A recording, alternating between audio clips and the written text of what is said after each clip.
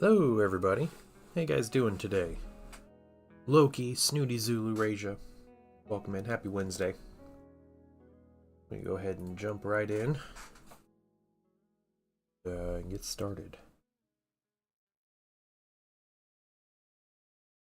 How are you guys this morning?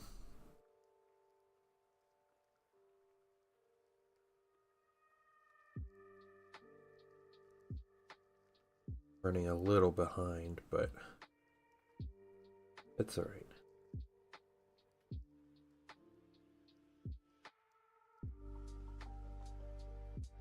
Should be able to finish Farsight today.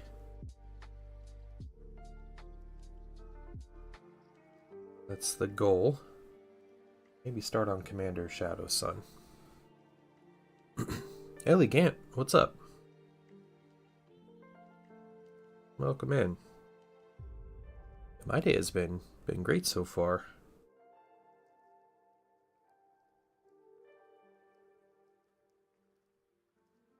Still early, but you know. Myself going this morning, I get it.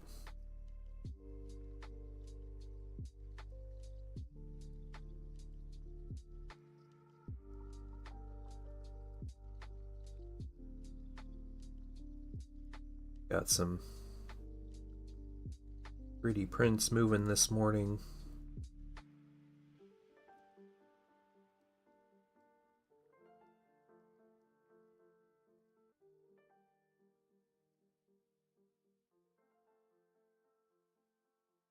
Just behind on time, I guess, for the rest of the morning. Doing all the things.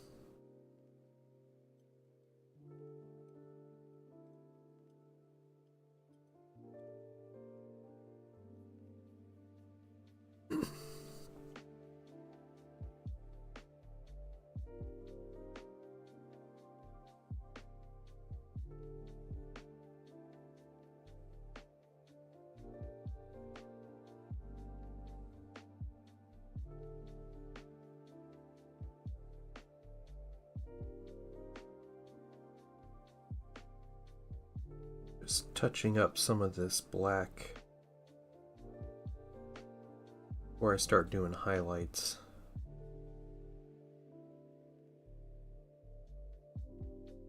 I have some of these good colors squared away.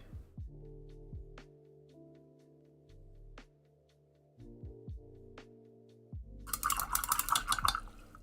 think there was a whole lot else I needed to touch up, maybe a little bit on his sword.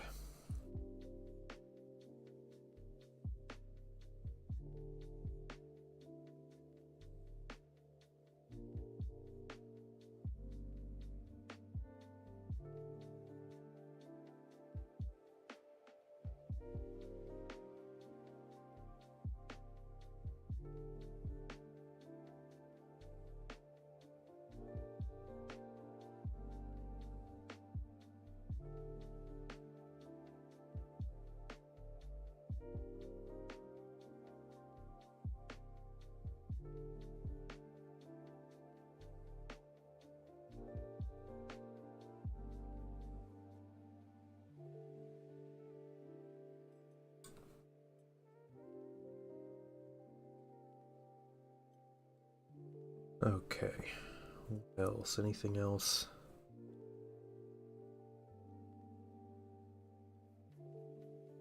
Little piece here.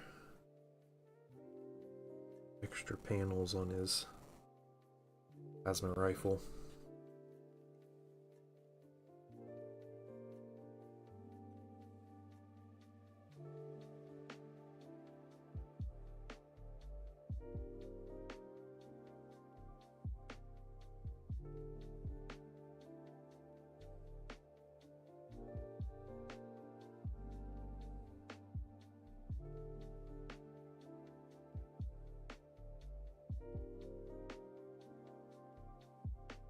Alright, cool. Next thing we're gonna do, I have some burgundy down. We're gonna some of these darker reds, some burgundy, just kind of as an outline. See what that gets us.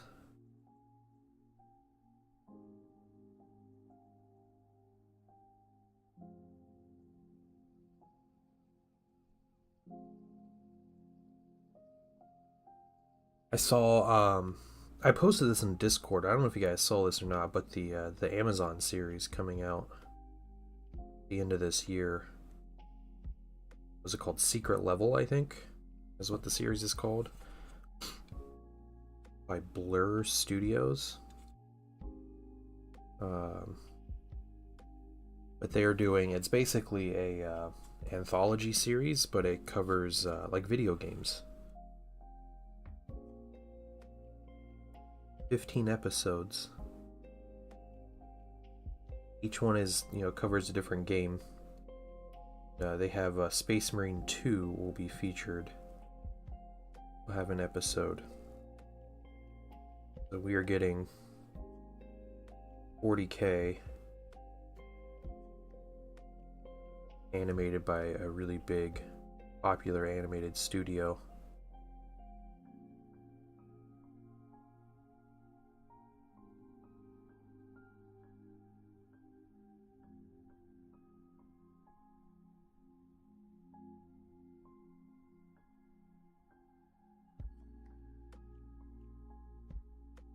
Looks crazy. They had a trailer. Looks really good.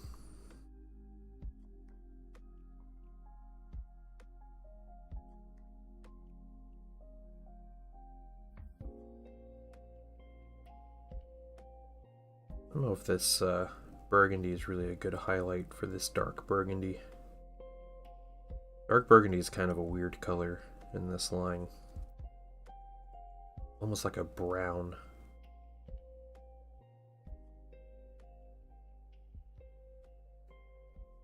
We'll try it. We'll try to do the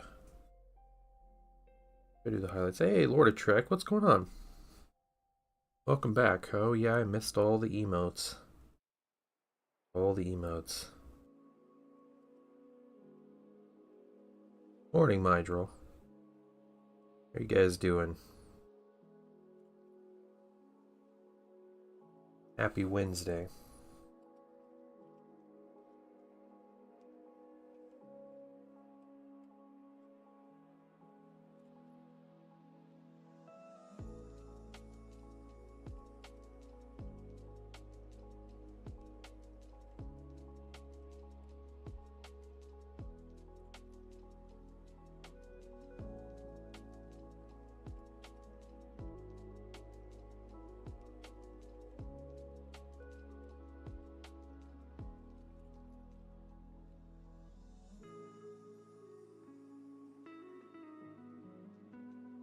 Counting down to Space Marine 2. Yeah, I was just talking about the Amazon series coming out called Secret Level is doing an episode about Space Marine 2. Looks really cool. The trailer is up for the show. It's called Secret Level. It is like an anthology, like an animated anthology, kind of like Love, Death, and Robots. But it covers, it's just one animation studio doing it, and they're doing different video games. Yeah, it's Blur Studio, who did like some of the, I don't know, their animation that they put on Love, Death, and Robots was incredible. Probably the highest quality animation on that show.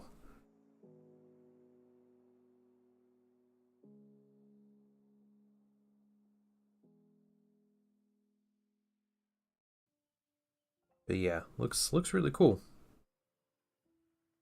Yeah, I'm excited for Space Marine 2 as well. I watched Valrak's video about the DLC that's been announced and everything. Like they've talked about all the DLC and stuff, like, ooh, season pass, you get all the DLC. All the DLC they've announced is just cosmetic stuff. So I am kind of not interested in DLC.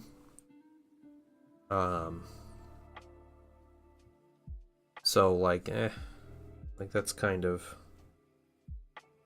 meh. But hopefully it makes a lot of money and they put out some more stuff, some actual like content. Be really cool. New classes, new weapons for classes, that kind of thing. Yeah, it probably will brings people into the hobby.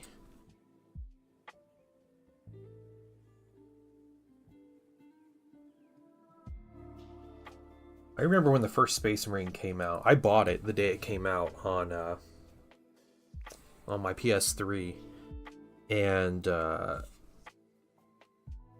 that game had like, it was a really big deal when it released, and they just fizzled out after like 2 weeks. Like no one really cared about it.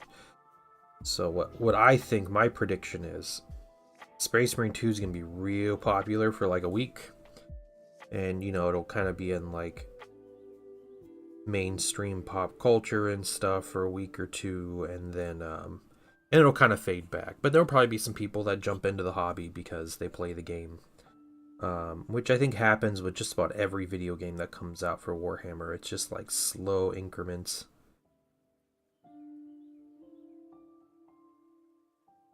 I think the thing that'll really like kickstart like a bunch of people jumping into the hobby will be the Henry Cavill TV show, if and when that ever happens.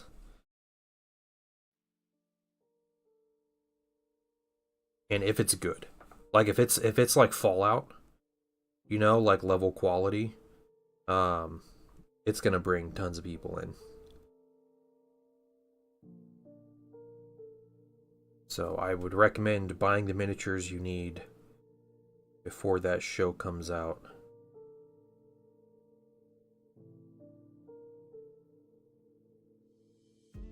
Just in case, you know? Yeah, Fallout was solid. Painting Wife even watched that with me and loved it. So, and she has never had any interest in anything Fallout. Bring to Helldivers 2. Not necessarily. More like, it just kind of happens with Warhammer games like Dark Tide and, what was the Rogue Trader had kind of the same vibe, and just like these big, like, you know, the little games that come out don't really matter, like the Speed Freaks game or whatever, but we talk about like more mainstream games that come out that are like Warhammer related. It's always kind of short-lived. At least in like the mainstream conscious, and like, you know, they can be popular and people follow them and people like, you know, get into Warhammer because of it, but it's never like, you know, this is now Warhammer's golden age because, you know, this one game came out.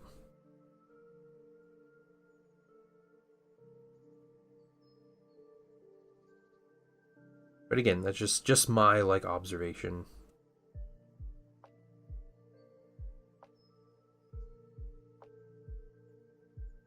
Yeah, I do too. Yeah. They said when the first Space Marine came out, I loved that game. And I don't usually play, especially back in the day, I never really played like online multiplayer. I still don't with games. I'm not a big fan of multiplayer. But when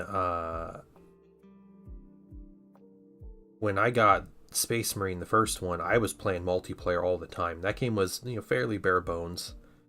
It was still super populated and everything, but it was like a month, and that game fell off really hard. And then we didn't hear about it again for the next 10 years. So I loved that game. Man, I like, I was getting like big achievements in that game. I was pretty solid. I max leveled my Marine and everything. Like, had all the cosmetic like gear and everything upgraded. It was great. All the weapons unlocked. Yeah, hey, I hope the game sticks around, super popular too. I really hope we get a lot of like I'm fine to buy DLC. I don't mind DLC as long as it's good. I'm not gonna buy cosmetic DLC. Like, it's just not gonna happen.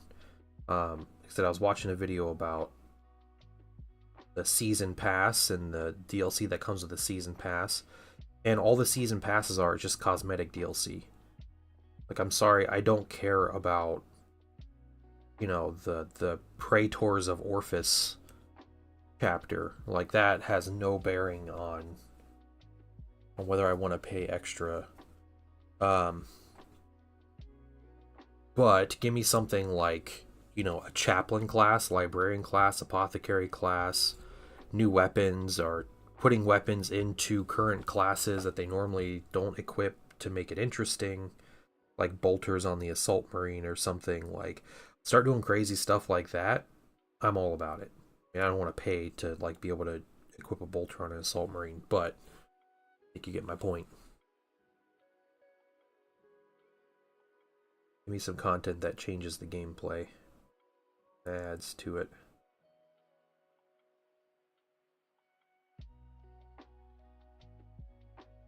Hey, Groovy, what's up? And Spill Paint Pot, hello. See you guys there. Hope you guys are doing well.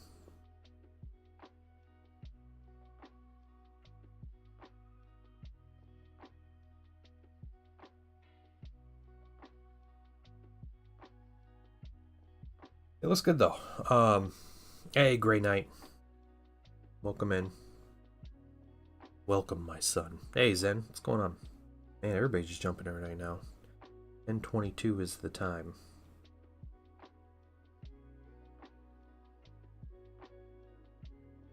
Highlighted that burgundy. I'm gonna keep it really simple right now and just do the edge highlight. And I think I'm just gonna get out some bold pyro red, and we're just gonna start on all this red and get that. He is the Emperor.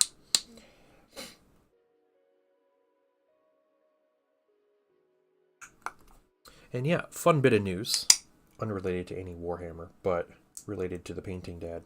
I weighed myself. I am down almost 14 pounds. So, almost 14 pounds. I'm pumped. Feeling really good. Played another game of Crisis Protocol last night. Super fun. Nice. Thanks, Zed. See, dude, you're not gonna see me in like, you're gonna see me like on Friday. It's been like a week, and you're gonna be like, looks so different. It's good. I don't know. Yeah, I feel like I've been working pretty hard, but again, like just learning what to do and how to do it. Congrats, Sin. But yeah. I haven't noticed anything that's been like difficult, you know.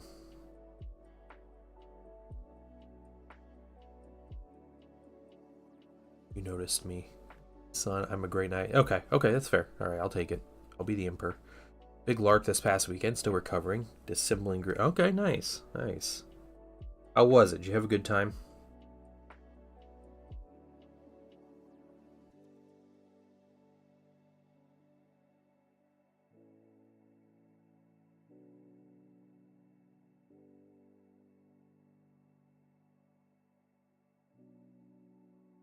Yeah, okay. We have a farm close to us that has a little market.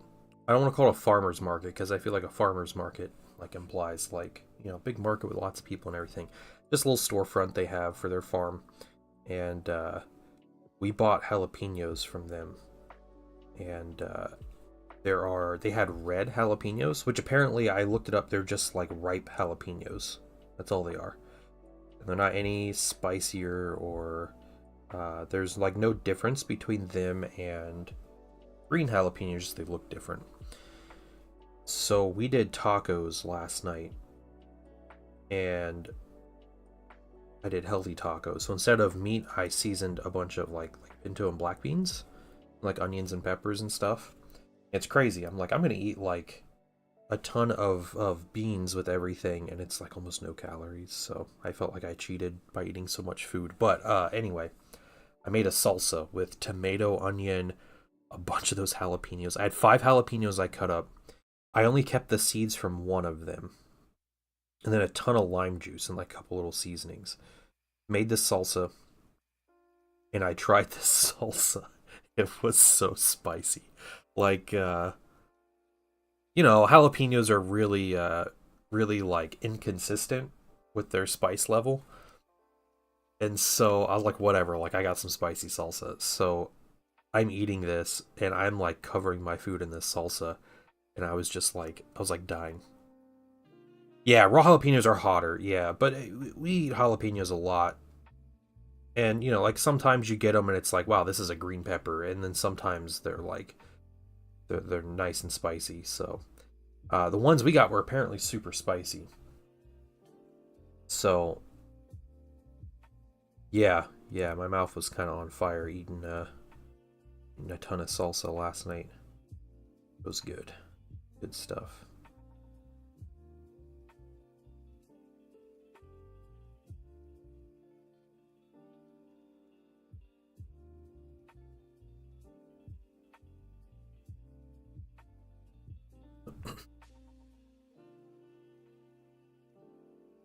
Good time. Not as many people as make it would have liked. Yeah, yeah.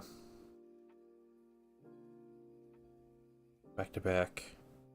It was in the 90s in thunderstorm. That's crazy. That sounds like an intense time, though.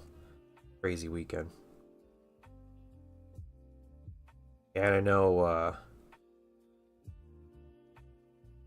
COVID's kind of rearing its head right now. So it sucks that was affecting plans.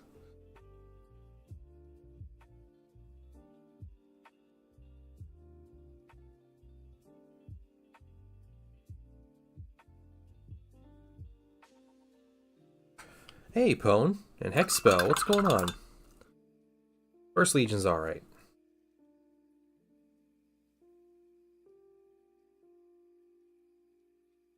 Okay. Nice edge highlight on the legs. Reason they get worse? Definitely had jalapenos. Really? Wow. Okay, I didn't realize frozen jalapenos got spicier. That's crazy.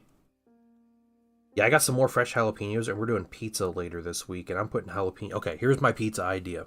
All right, I already grilled chicken for the week, so I'm putting chicken on my pizza. I'm not putting tomato sauce. I'm putting buffalo sauce. I have some low-fat mozzarella cheese, and then onions and jalapenos. That's my pizza. I'm pumped. That's dinner tomorrow. Yeah, yeah. I can talk about food right now because I literally just ate my breakfast, so so I know I'm not gonna be hungry. Nice. Yeah, and we get Sweet Baby Ray's makes a buffalo sauce, which sounds silly, but it's actually really good. It's really good, and they don't use it. They don't use real butter in it, and so it's not as like fatty, like calorie filled. Yeah, yeah, it's good buffalo sauce, like just straight out of the bottle. It's just like classic, simple buffalo sauce.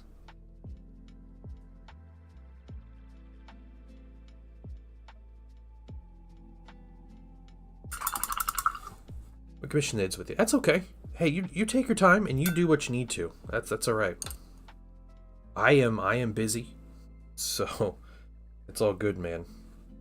It's clean. It's cold. Is that expo? Absolutely, I'll hydrate. Now that's what I call high quality H2O.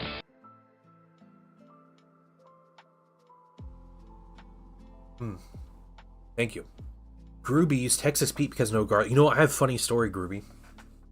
We did a food sensitivity test for my wife. She did an allergen test a couple years ago. Found things she was allergic to. Stopped eating those. Felt 10 times better. Well, consistently past year or so, she has not felt super great. So we're like, you know what? Let's do a test, a food sensitivity test, and let's see if there's something there that that isn't making you feel good. So we ordered the test. It's like $250 for the test, which to me is worth it. Like, it's expensive, but to be able to find out like what's making my wife feel terrible, it's worth it. It's like a blood test. Takes the test, found out she's still allergic to all of her current food. She's not sensitive to anything except garlic. Garlic is the thing. So I'm actually going to write down Texas Pete, because I have noticed a lot of hot sauces have garlic in them. And so that is good to know. So we've been trying to eat without garlic this past week and a half.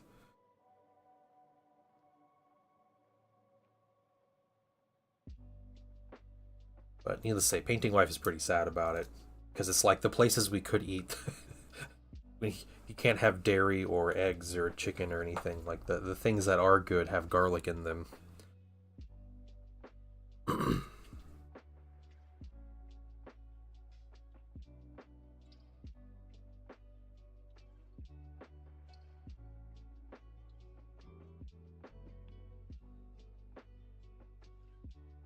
So, yep, we adapt.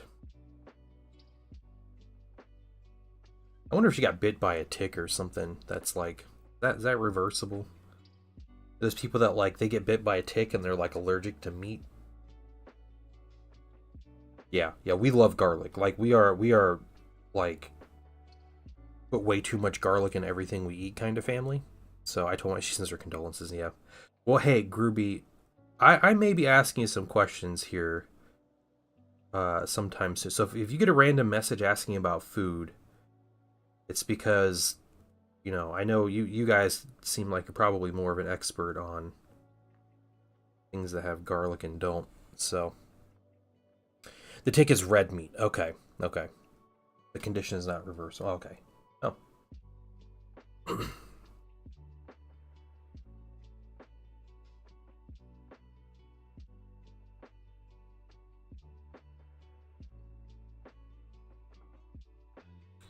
So yeah, we're just like I made pasta and pasta sauce. The you got taco mix recipe? Okay. Um, and I just didn't put garlic in. What I did was I cheated a little bit. I had to remind myself like don't put garlic in this. So like you know it's easy not to chop up the garlic, but like garlic powder pulling out of the cabinet. So I just put it on the dining room table, and I put garlic powder on my own pasta sauce. Like as I was like ready to eat, instead of like salt and pepper, you know, it was like garlic powder.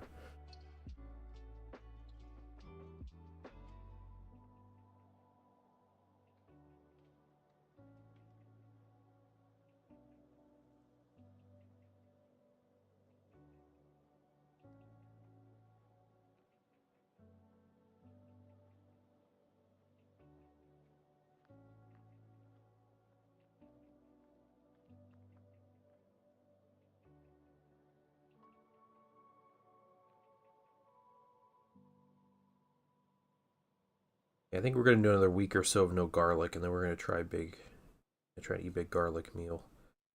Find something to put a bunch of garlic in and see how she feels.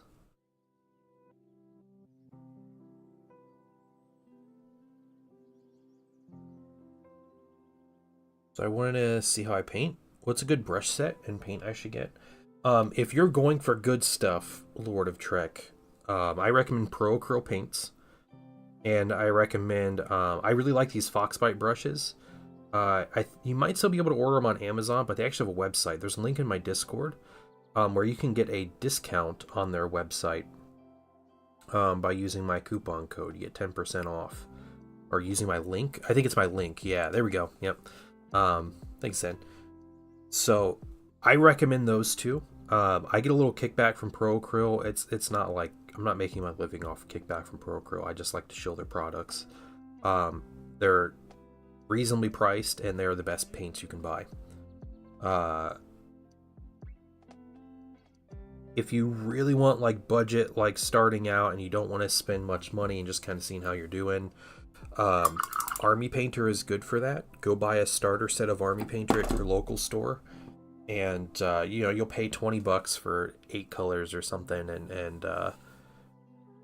and you'll kind of get a little bit of an idea of how to paint. You know, like I don't recommend, like I really don't like Army Painter as like a brand of paint to use.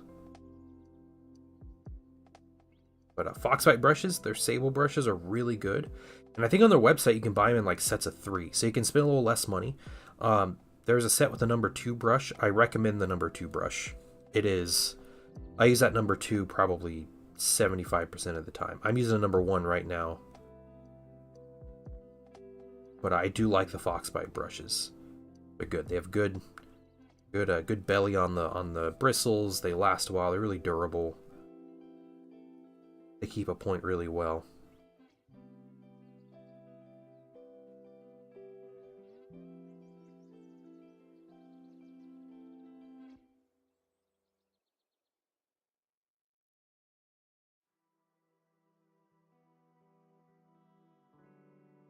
Zen, did you get your 100 million chips on Balatro?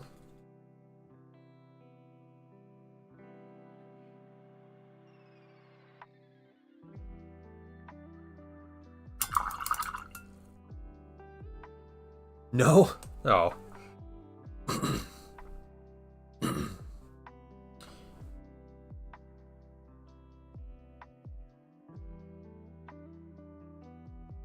It's weird. I feel like I'll try for like 3 hours on that game to get a good run. I won't get anything. And then I turn it off for the day. I start it up the next day or something, the next afternoon or whatever. And I try, and on my first try, I just get like some crazy run, and I'm able to do it. Like the game knows your luck. Like resets your luck at the start of the day or something.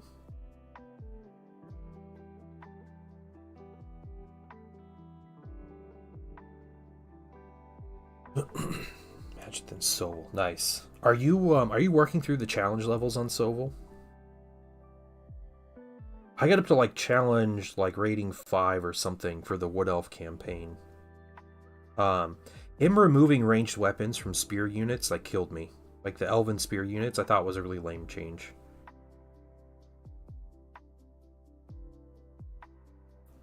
Especially since he took it out of the it was just a single player mode. It wasn't a multiplayer thing. Like that to me seemed unnecessary. So get the base set of paint. Yeah, okay. So what you can do, Lord of Trek, you can buy the base set of paint. It's a solid set and everything. Something they do on their website though, that Procurl does. They if you purchase 8 paints, 8 individual bottles of paint, they price it like it's a bundle set. So they give you the discount on top of any other discounts you get, like using a coupon code. So if you have like a color scheme in mind, you can buy, like 8 colors that kind of fit that color scheme. I recommend like a black wash and and like 7 other colors, and then you'll get the bundle discount just like you're buying a set of paint. Yeah, so the High Elf City Guard is specifically a unit that comes with spears and bows. That's just the City Guard unit. But in the campaign, it was right just before you played, because when they updated, like right before you started, they changed this. But it used to be as a unit upgrade that you could buy. The very first one that always showed up for your spear units in your campaign was giving them bows.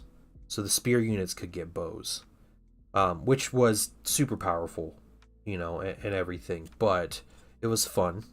It's a fun way to get mass archers. I feel like they made the bows like as good as like the archer units. I think if they downgraded them from long bows to just regular bows, it would have been fine. But yeah, that's what happened with the elven factions. So the normal elven spearmen or the wood elf spearmen would get bows as a purchasable upgrade. Yeah. So the High Elf City Guard, or the Elf City Guard, and Soval are Lothern Sea Guard from Warhammer Fantasy, so they come with bows. Yeah, so the difficulty really ramped up in that game, and I don't know, I kind of like... That's kind of lame, I'll be honest, I didn't like it. I don't understand, like, game developers taking away elements like that people enjoy for a single-player game. Like, because you couldn't do that in multiplayer. That was a purchasable upgrade in the single-player campaign.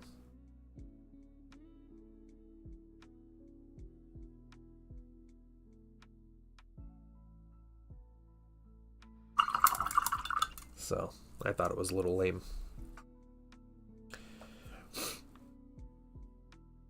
Yes, the High Elf Spearmen used to be able to get bows as well. If you had a unit of High Elf Spearmen, or just Elf Spearmen, or whatever, the basic Elf Spearmen, but they can't anymore. I think there may have been another unit that could do the same. I can't remember what unit it was. It wasn't a human unit, it may have been a dwarf unit that could get a ranged weapon.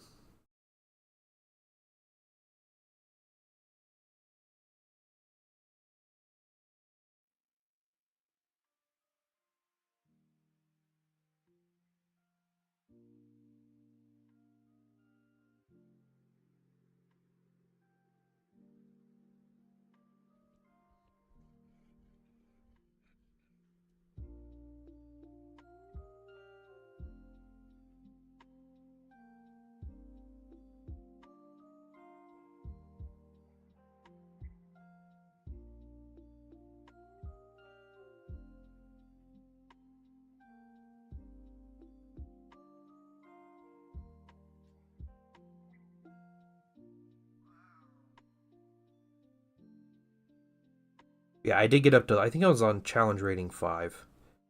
I never got to the 7th. I just haven't played in a while. Might be playing some Total War soon. Because they just came out with an update that added a ton of cool stuff. Just like a free update. The dwarves can dig deep into the mountains.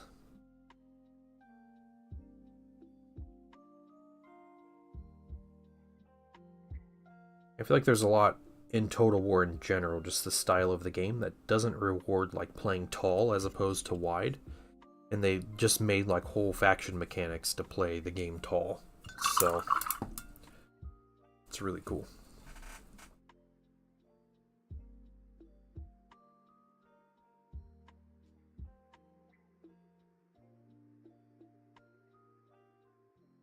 Not bad pricing for 8. Yeah, one thing about those paints to Lord of Trek is the price per bottle. If you were just buy a bottle, it's comparable like the price of a GW bottle of paint, but you get almost twice as much paint in the Probocro bottle, and the paint is way higher quality.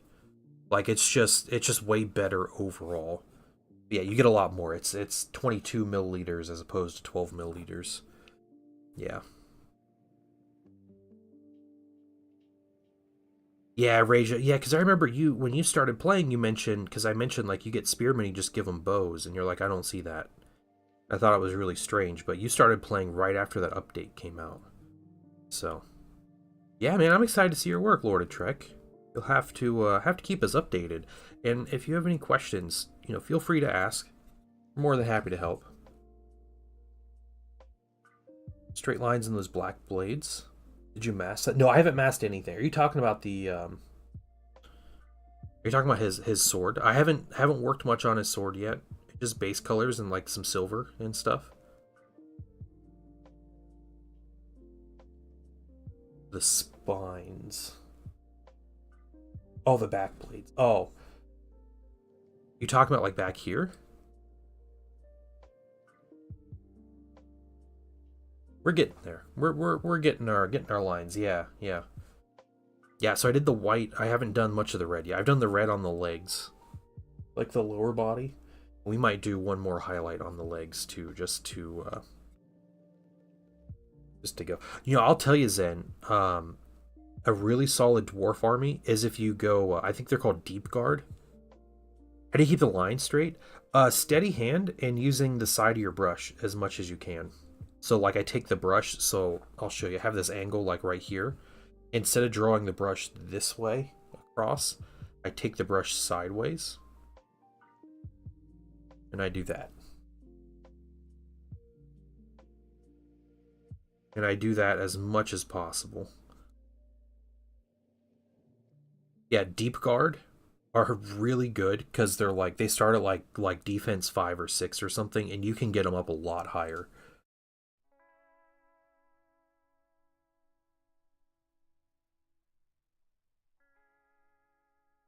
Yeah, more units is good. The benefit of more units in Sovil a lot of times comes down to activation advantage. So, you want to be able to have more activations than your opponent, because that means that you can take a unit and you can wait until your opponent moves all of his other units, and then you can move your unit.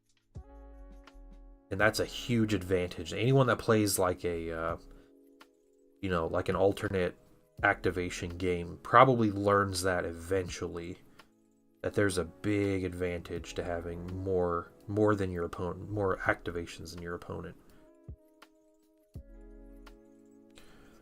Tackle these Imperial Fists. Just my AK interactive box of yellows. Oh, cool. All right, nice.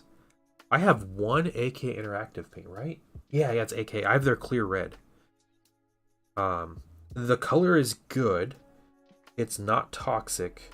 It's a little difficult to use, so I have to take my time with it. Unfortunate, because I'm using it to replace my Tamiya stuff. More Imperial Fists. It's always the freaking Imperial Fists everywhere.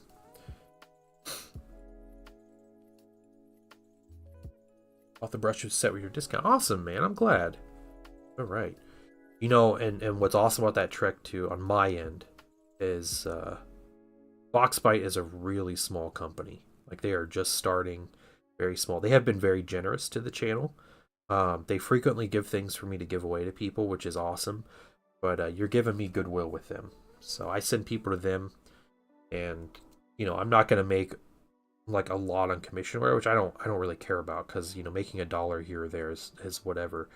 But get goodwill, and you know it keeps me at the forefront of their minds. So when they're like, you know, who should we give something to for a giveaway? You know, Painting Dad comes up because his viewers actually buy stuff.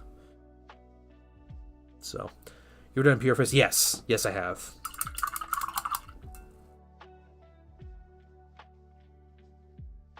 When a dwarf run in Sova literally because my deep guard were saving on 2s and rerolling 1s. Yeah, it's so good. Yeah, the deep guard are just so tanky. Yeah. What else do I need? A cup for water. I'm a huge fan of wet palettes. You don't need to worry about a wet palette right now if you're just starting because it's a whole other thing to like learn. Something I would recommend. Okay.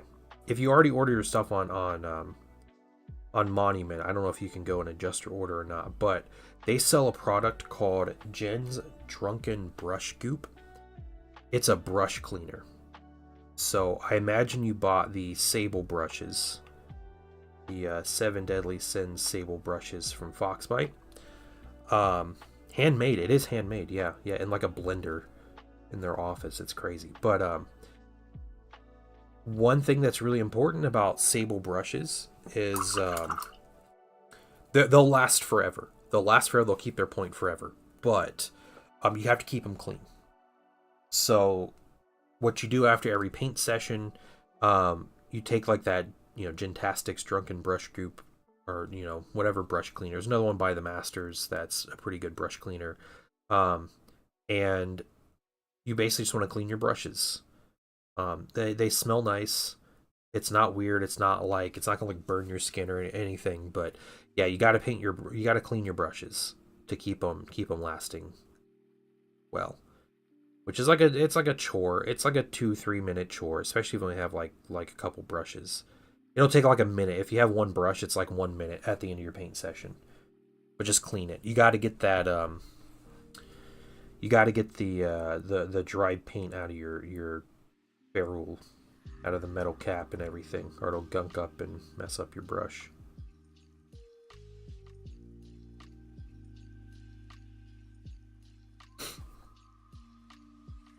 Yeah, and it's Monument's the company, the Pro Crow people. They're the ones that sell the brush cleaner. I don't think Foxbite has a brush cleaner.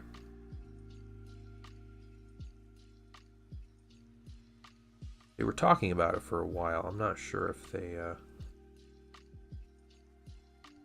have one. Yeah, a lot of the brush soap also, it's like a conditioner. So I clean my brushes, and you can clean them pretty rigorously. I clean my brushes, and at the end I kind of pull my brush through as I twist it through the brush soap, and it keeps a layer of soap on there, and it helps them kind of like keep that shape while they dry out and everything.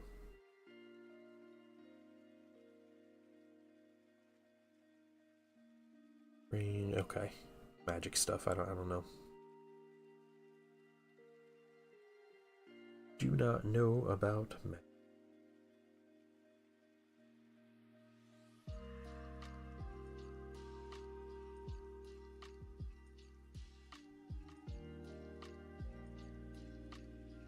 Fantastic's Drunken Brush Cube. That's the stuff. Yep.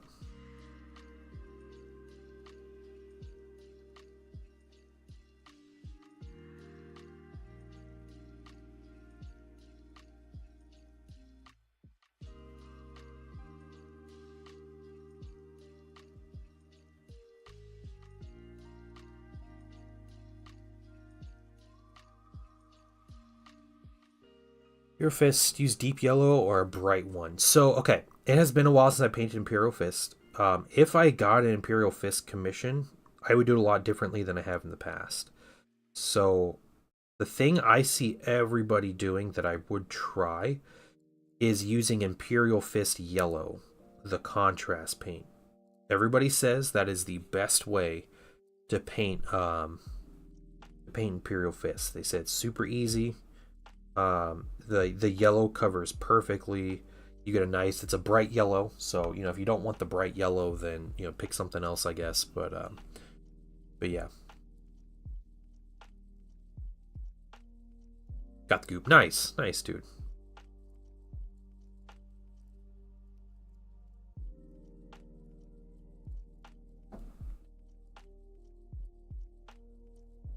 Yeah, and something to remember, you're learning how to paint. Nobody is an expert, especially when they start painting. Your first minis probably aren't going to match the picture you have in your head, and my recommendation is always just keep that mini. Don't ever paint over your first mini you've painted. So knowing that, maybe if don't paint like your army general for your 40k army or something first, but keep that as a reminder of how far you've come as you continue to paint, as you continue to learn and figure out brush control and kind of develop your skills and everything. There's a lot to learn, and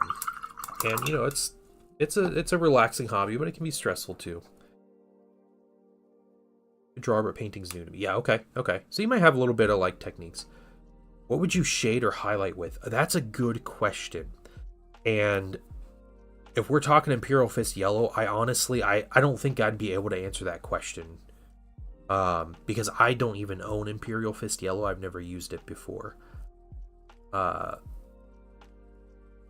seen a lot. There's someone at my local store who plays Imperial Fist in 30k and 40k, and he painted them with Imperial Fist Yellow and has them on display in the store, and they look incredible. And I couldn't tell you if he just does if he just leaves the contrast or if he washes it down with like a sepia, or what. I don't know.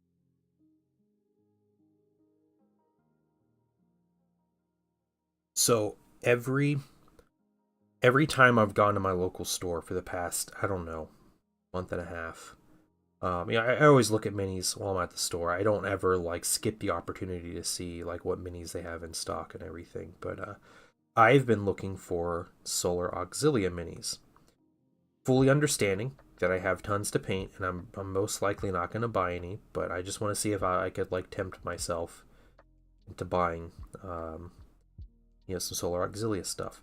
For the past month and a half, the two local stores I go to are both completely out of stock of Solar Auxilia stuff. They occasionally have a Lehman Russ tank or something in stock, and I'm like, how are they always out of stock? And so yesterday, I was browsing a local Discord, and there is a little 30k group I'm part of and everything, and this guy posted a picture of his army. It's a Solar Auxilia army, and I swear he has 300 models in that army. He has was it 6 Lehman Russes, 3 Medusa or Basilisk artillery pieces, 3 Malkador tanks, 3 Dracosans, a ton of infantry, 9 Sentinels, all this stuff. And I was like, dude, are you the one? Are you the reason that I can't find any Solar Auxilia stuff at the store? And he's like, yeah. He's like, that's probably me. He's like, I think I'm done buying for now, though. I gotta paint all this stuff. Yeah. Let's see. Clean the model, isopropyl.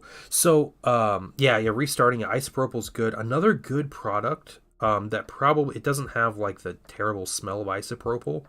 It works a lot slower, though, is Simple Green. I really like Simple Green. It's an industrial cleaner that has a really nice smell. It's like an organic industrial cleaner. I don't think that means anything, but You use it in its concentrated form, and you can keep minis in there for weeks, and they won't break down. But it'll slowly pull the paint off of minis. And a soft bristled toothbrush. Yeah, ISO works as well, and if you have isopropyl, that's fine too. So.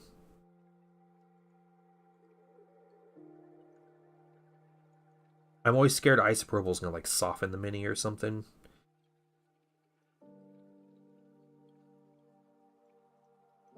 So I have never used isopropyl to strip paint, unless it's like on a metal mini. I've stripped paint on metal minis with that. Brush it on. Okay. Okay. Keep that in mind. Maybe we'll experiment sometime with that. Alright, we got the arms done. We got the legs and the crotch done. So now it's time for his chest and this giant backpack.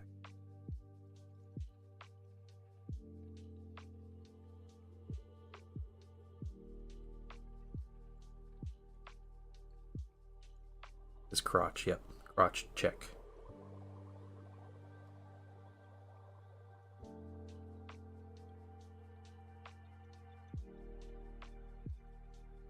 That Harmon model, all my experience. Okay. Alright, cool. Cool. That's good to know. I normally keep isopropyl, but my isopropyl bottle is normally contaminated because I use it for 3D printing. So it sits in the like unclean section of my 3D print station.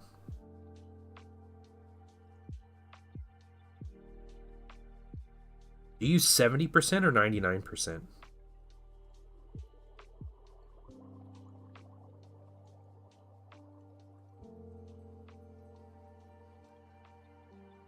Use 9. Okay, use the good stuff. Right.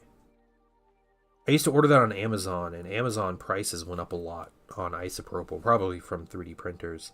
So I found a local hardware store, a little Ace hardware store near me, that sold it for like $5 less a bottle. So whenever I'm out that way, I'll stop by there and just grab it. So I've bought spray paint and isopropyl from that store, and that is it. That is all I've ever purchased from there. There's always like 6 people working in there, but I've never seen more than like 2 customers.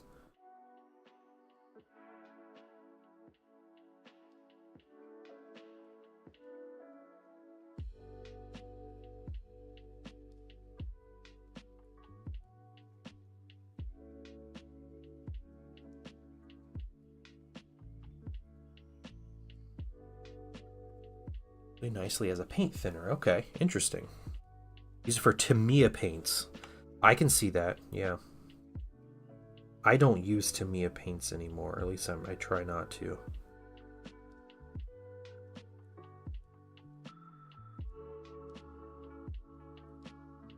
I got some stuff to show you guys here in a few minutes. Let me finish this red. I'm going to show you guys some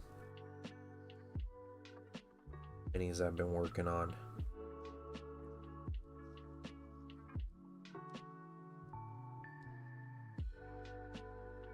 Don't use them for brushing. Okay. Excellent for airbrushing. Okay, that makes sense. Yeah. It's good to know. Learning something today. Okay, a little mistake on that. It's alright, though.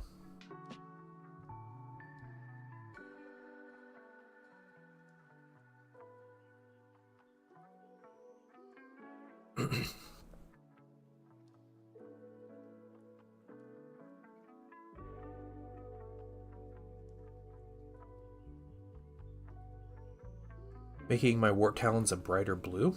I don't know. I think you should stay the same color. I think if you want to add brighter colors to them, put more lightning on them. Use that to kind of change the overall tone of the mini. And it makes sense because, wart talons, like they would be the units with more lightning, right?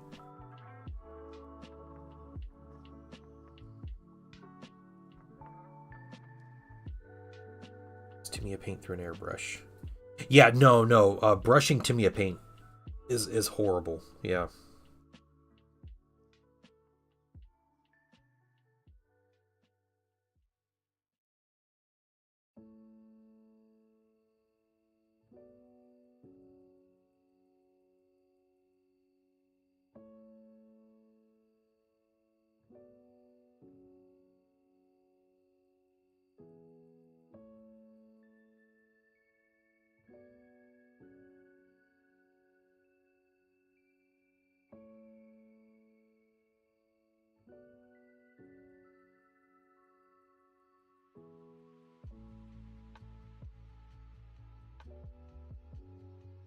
Yeah, I used to do touch-ups with it through, with a regular brush. And it's so obvious where you touch it up, the brush. Pretty frustrating.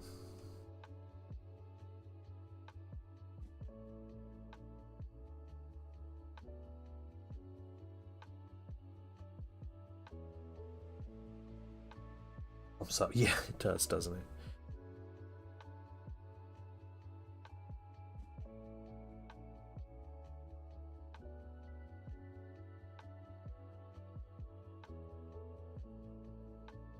Hey Zen, I haven't asked you this. You can let me know later, but uh, I am probably going to order direct from GW sometime soon, and I want to hit the free shipping. If there is something that you want that you can't get at our local store, that's like direct only, um, let me know and I can put it. I'll put it in an order. You don't have to. I'm sure I can find enough things that I need or want. But yeah.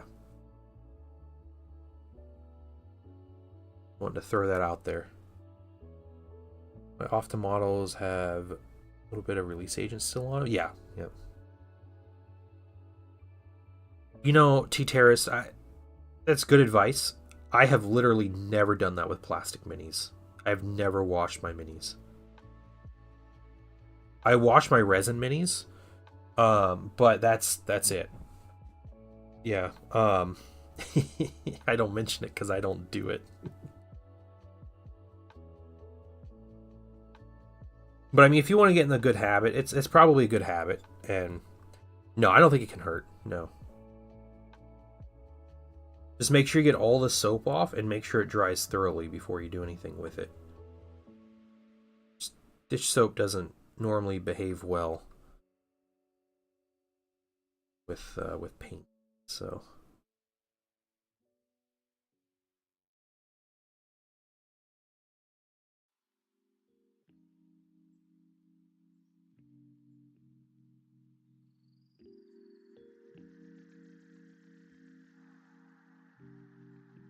Yeah, yeah.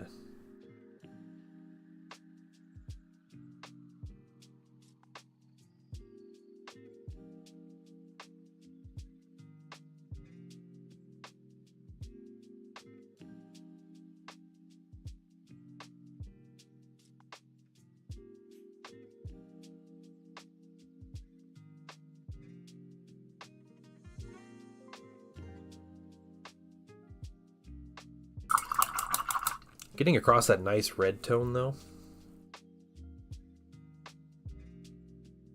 It's looking good. Definitely getting where we want it to. Huh. That's a descriptive way of saying that. Typhoon. Which one's a typhoon? That's like the land speeder, right?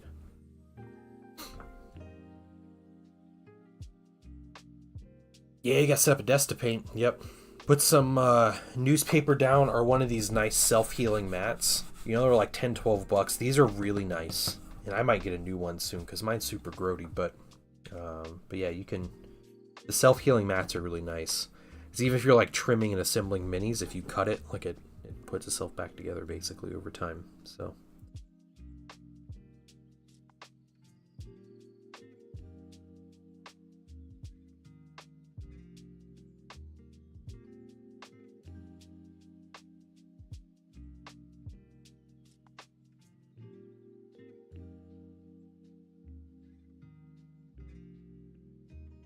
Just isopropyl on your mat. Oh, you could test it. Yeah, yeah, yeah. That's true. I have a lot of a lot of this glossy stuff is plastic glue. My what is that? My non-toxic tester's plastic glue. That it'll peel off with effort, but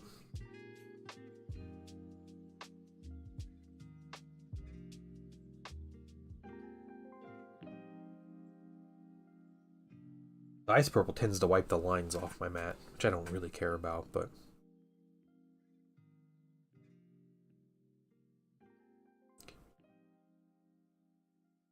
Huh.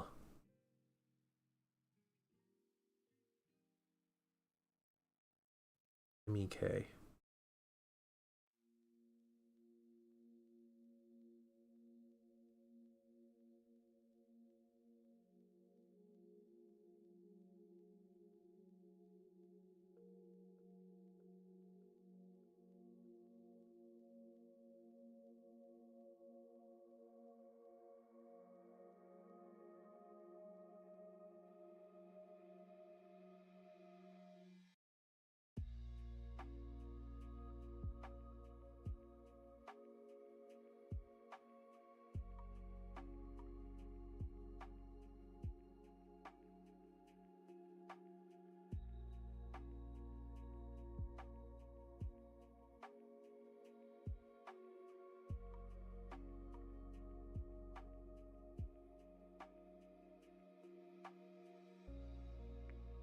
that, but it's like turned up to 11. Oh, okay. Okay, it'll kill the markings. Okay.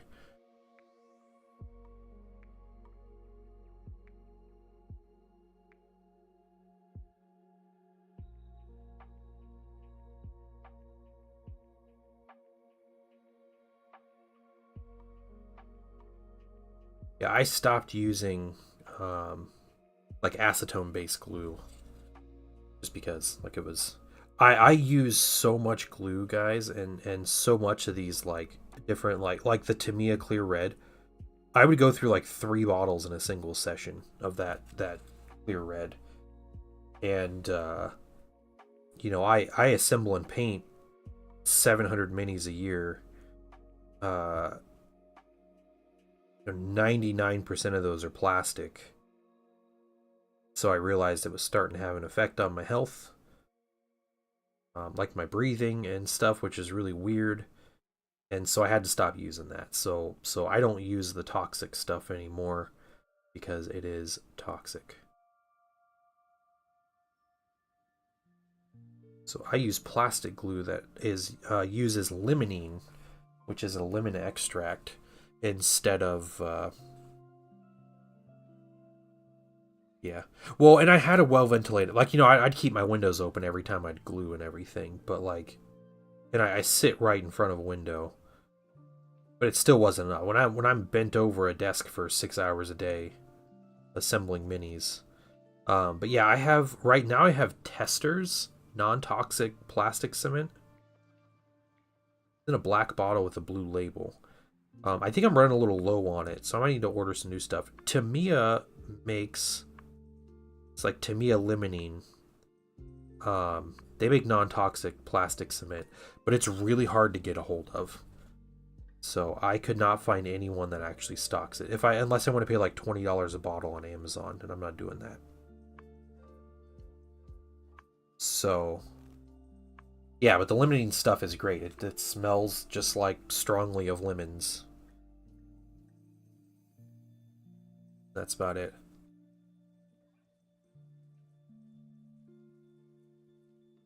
Yeah, yeah.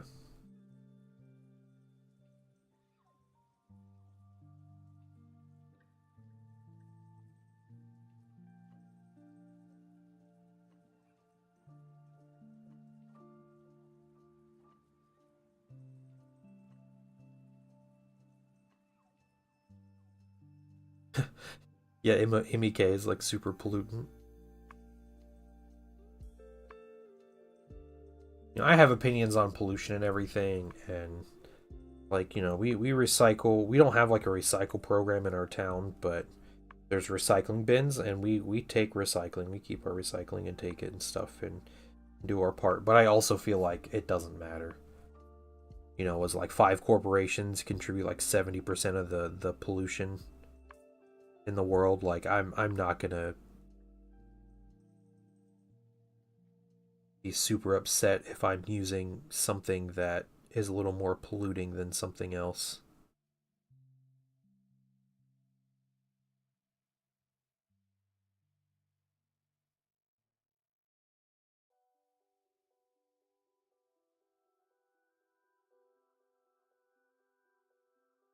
You have 2 desks. Oh yeah, nice.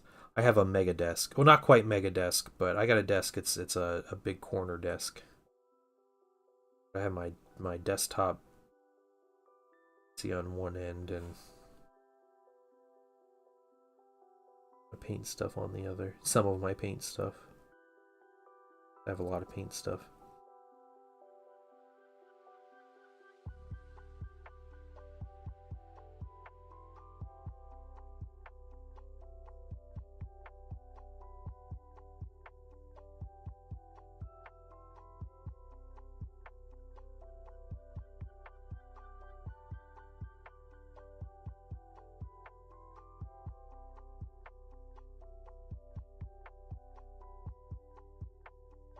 Almost done with this little piece. Okay, now it's time to do the 2 like actual jet boosters here.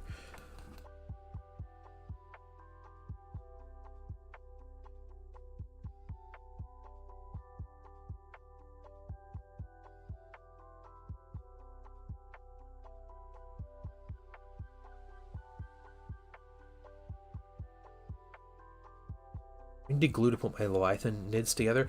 I don't think you need to. I would recommend it. So, that's just kind of my, like, I always glue my minis together, even if they're, like, push fit, but I don't think those need to be glued. Do you coat your model? Yeah, I'm a huge fan of, like, a matte finish on my minis, so I almost always do at least a matte varnish through an airbrush on the minis. Hey, Blue, what's going on? Blue, I do have bad news. I know you're joining us on YouTube, but I guess it violates TOS to have a shared chat between Twitch and YouTube. So we can no longer all communicate together. I am more than happy to relay any conversational messages you have. So guys, Blue said, hey you folks. You want to say how high back, now's your chance. No, happily. It does. Yeah. Something about like Twitch can't monitor, like they can't regulate YouTube's chat. So they just don't allow it. Or it's just, other people would be watching YouTube instead of Twitch. They don't want that.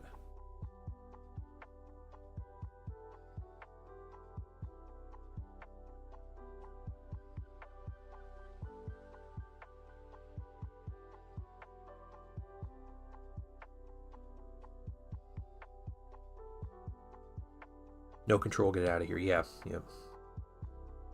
But hey, I'm glad you're joining. So you're in the office today then, right?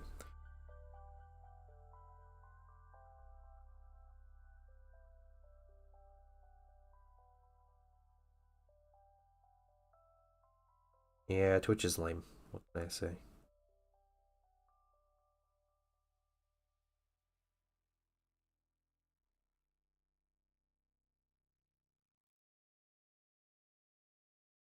Zen, what are we doing on Friday, dude? You wanting to paint? Or you want to play a game? What are we going to do? You use the Gauzy Agent Shine Enhancer? No, I've never used that. I do have AK's Ultra Matte Varnish, which is okay. I have very specific instances I use it in, because it doesn't work great as an actual varnish. It's great as a matte finish.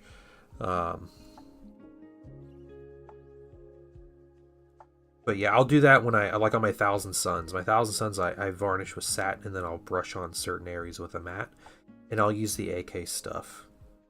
Super thin. It paints on really easily, and it looks really good. No, it is not durable. Someone could be harassing Twitch people over YouTube, and they couldn't report because of the platform difference. Yeah, exactly. Yep. Like we had that crazy incel dude in here a week or two ago. Like that was through YouTube.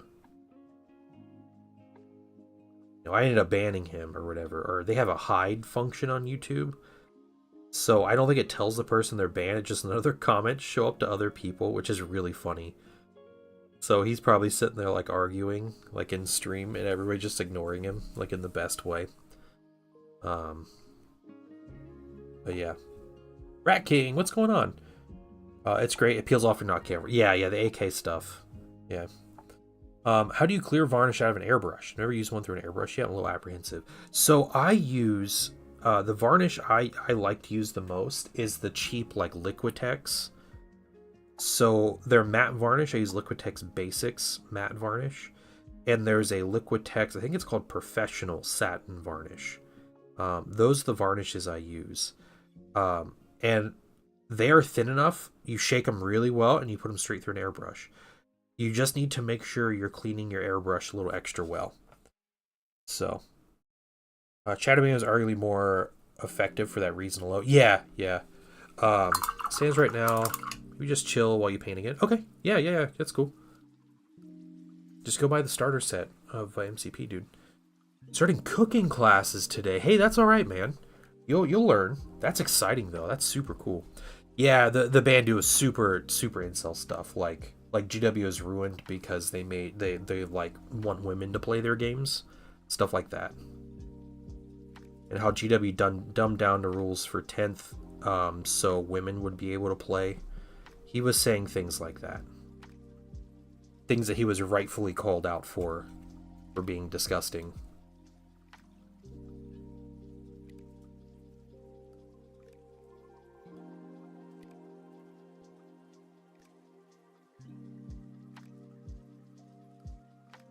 Yeah. The old one's like $60. That's not bad at all, actually. I didn't realize they made a new starter set. Yeah, that guy really cared. He was really upset that women come into the hobby store because it's their fault that all the men that he plays with are distracted when the woman comes into the store. So it's her fault. First of all, let me not take just not a the moment to thank weirdos you for that allowing me back can't into your home. function when a woman is standing next to him. Yeah, T-Terry. No, you're exactly right. Yeah. Particular about water versus distilled water. I'm not. No, I'm not particular. No. Clean the airbrush with what? Okay, so I just use Vallejo airbrush cleaner. Who followed? Who was that followed? Hold on. Thank you for the follow. I think your name will come up here in a minute in the chat. Sorry, I'm using my restream chat. But thank you. Thank you for the follow. Like some twist. Yeah, it was pretty messed up. So.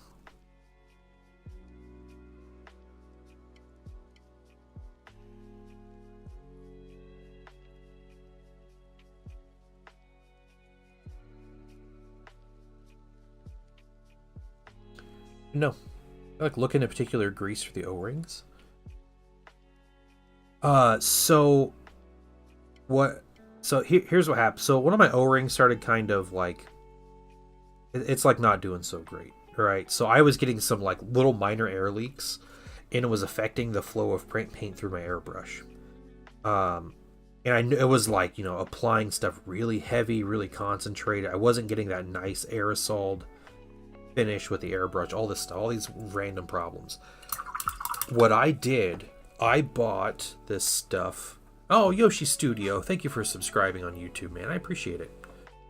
I bought it's airbrush wax. It's literal beeswax, and you can melt it and put it inside the threads, or you can I just rubbed mine on, and then when you screw it on, it gives it an airtight seal. If you're removing the cap and putting it on a lot, like every time you, like every session, you're gonna have to reapply that wax often. But if you just leave it on, like it'll never, it'll be good for a while.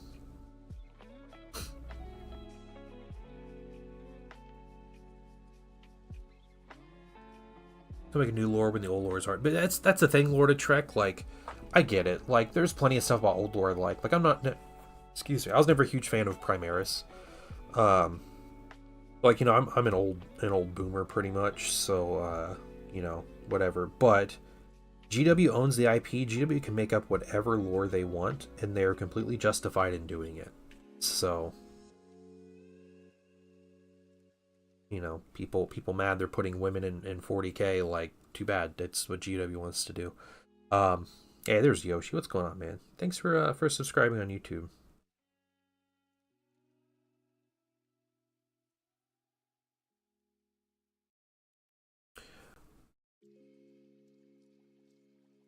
Made them buy the tendies. Yeah. Oh, gosh. Yeah, and 40K never was like it never was like super female friendly for a very long time. I think it's better, obviously, but Games Workshop, and I think we can all know, like, this kind of hobby, the like nerdy fantasy sci-fi thing has kind of a history and a reputation of being very like misogynistic, right? Like, look at the like high level armor for like any woman in a fantasy game, and you see like the how that is. Hey Kuma, what's up?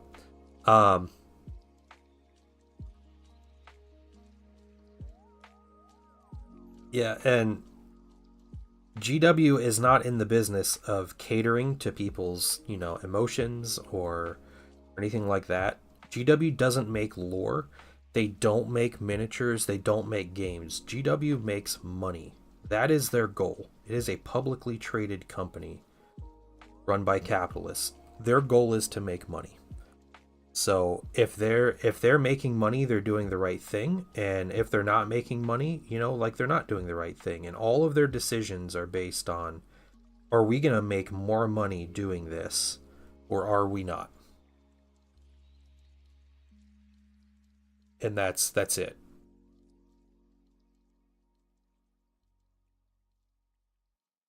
I'm much autistic.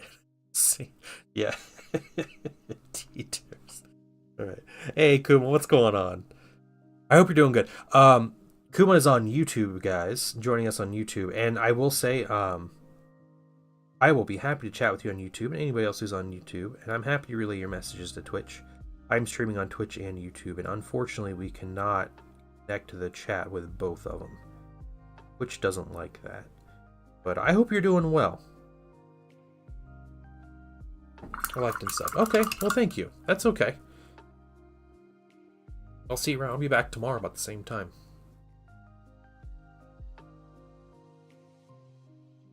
In Lord of Trek, I think that's great. I think it's great that women want to join this hobby. I know plenty of people that have made fun of other people for doing nerdy things, and they, and they jump in. I think that's wonderful. We should be ambassadors of this hobby, not like hipsters and, trying to keep it from people. Because ultimately, if we enjoy Warhammer and we enjoy these minis, and I know GW has enough issues, and I don't want to downplay GW being, corporate everything and the anti-consumer things it does, but if we want more stuff and we think of this in a selfish way, that we want more cool stuff, then it should be, it should be our prerogative to help GW grow, not push people away, right? Because if GW is growing as a company, then that means that they're able to, and GW actually does this, like they're able to invest more into their business, they're able to produce more miniatures, they're able to make more miniatures, more games, they're able to do stuff like put the old world rules back in place. Like all these things that they're able to do is because people buy their stuff, right?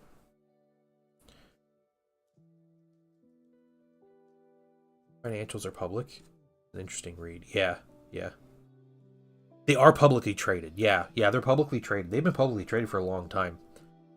They do really well. I thought she was going to build minis just to spend time with me. Now she's all in with her Necrons and starting 2 other Xenos factions. Crazy. My wife, I'm hoping she gets into it by watching Henry Cavill on TV. So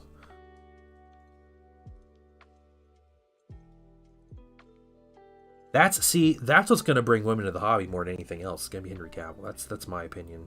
That's my prediction. GW needs to make like straight up Henry Cavill mini. I don't think she'd be into Marvel Crisis Protocol.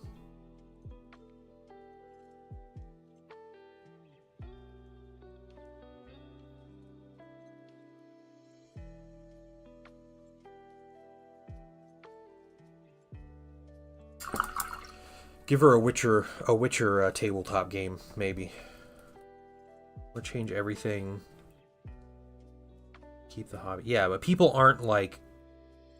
It's not people that's changing, the lore. It's the company that owns the lore, so... Yeah, GW does, like... they do solid things for the employees. I know, I don't think they pay amazing as a company, their normal pay, but when they do well, their employees get insane bonuses. I don't know if you do that, but they like profit share with their employees. And if I'm not mistaken, last year from their record profits, like every employee got like a £7,000 bonus. which was that like 10 grand? Just like a 10 grand bonus for being like say 5K even went to low. Yeah, it was a crazy amount. And I want to say it was the same for everybody across the board. I don't think that particular bonus they give extra to like higher level people. It's just they split it.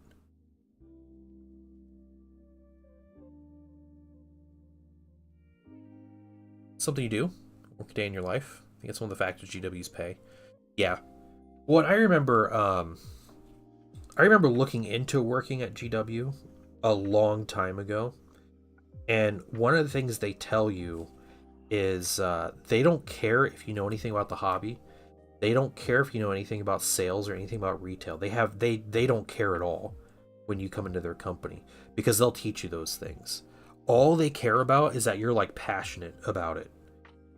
And maybe that's a way for them to exploit employees a little more, get more out of them and everything. But their whole business model with like their employees is, we just want people who enjoy the hobby, and then we can take care of the rest.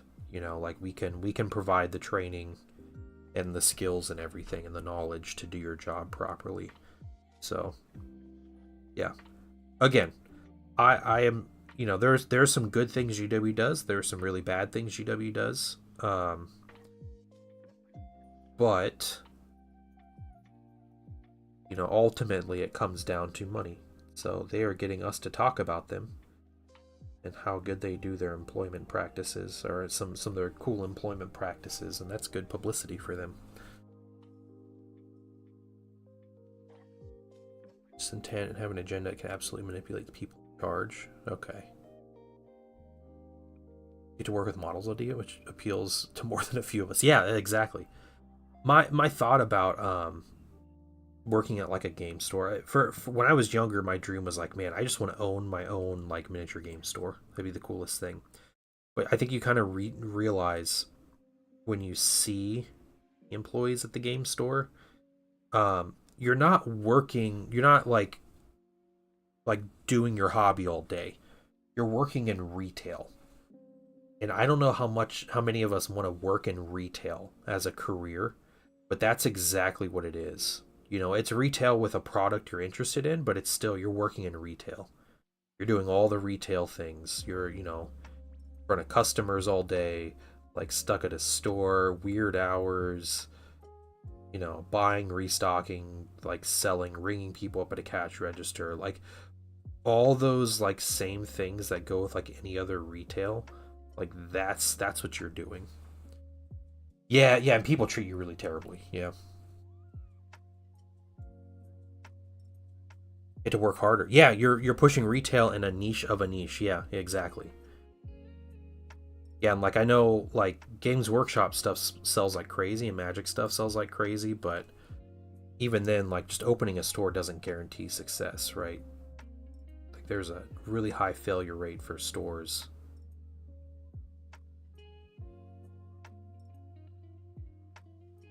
You guys are posting a lot of comments. I don't know. Why is this so expensive? Can you organize a tournament for the game no one plays? Why don't you have tournaments for this game no one plays? Yeah. LGS experience right there.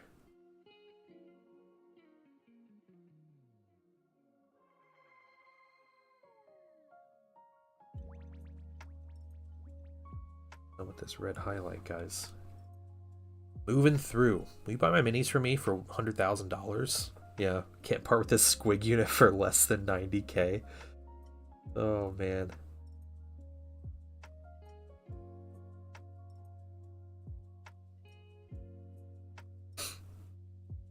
Actual Games Workshop stores have space for people to work on models in the store. Ask questions learned. Yeah, that's true, TTRs. They do. But the Games Workshop stores are probably a worse environment to work than a normal like local store. The only upside of a GW store compared to like owning your own is the security and like the consistency. Like you're gonna get paid. Like that's it. But most GW stores only have one staff member, and it's the one person, and they close when that person goes home. They close when that person goes to lunch, and that's it. You are the one employee in that store, which again, It's nice. You get a big discount on GW minis. You probably got some time during the day to hobby every day, but ultimately, you're working in retail.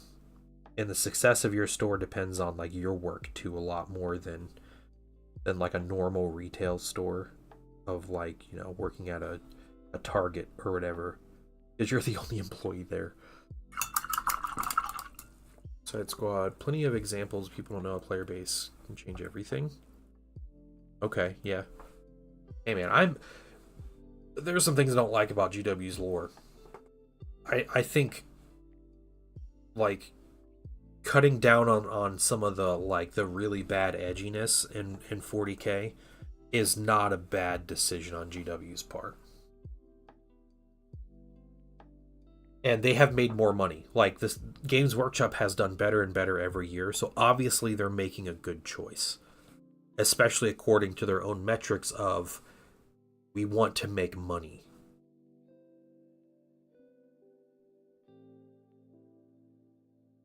Yeah, Choate, you're right, yeah. It's that one employee's responsibility to paint those minis. Unless there's, regulars in the store that'll paint them for you. Which I know has happened. Yeah. The Marvel, we changed mass amount compared to comics, but they were good for quite a while. So they were successful. That's right. Yeah. No, I don't think most of their profits coming from licensing. They're making a solid amount on other. I think licensing was only like a really small portion from their last report. I don't remember exact numbers, but I remember the licensing was like. People are like, that's all they're making from licensing? It was like a fifth, yeah. According to the report, Warhammer The Old World is doing very well. And, they, with their launch of 4th edition Sigmar and everything, like they're doing well. They're doing well.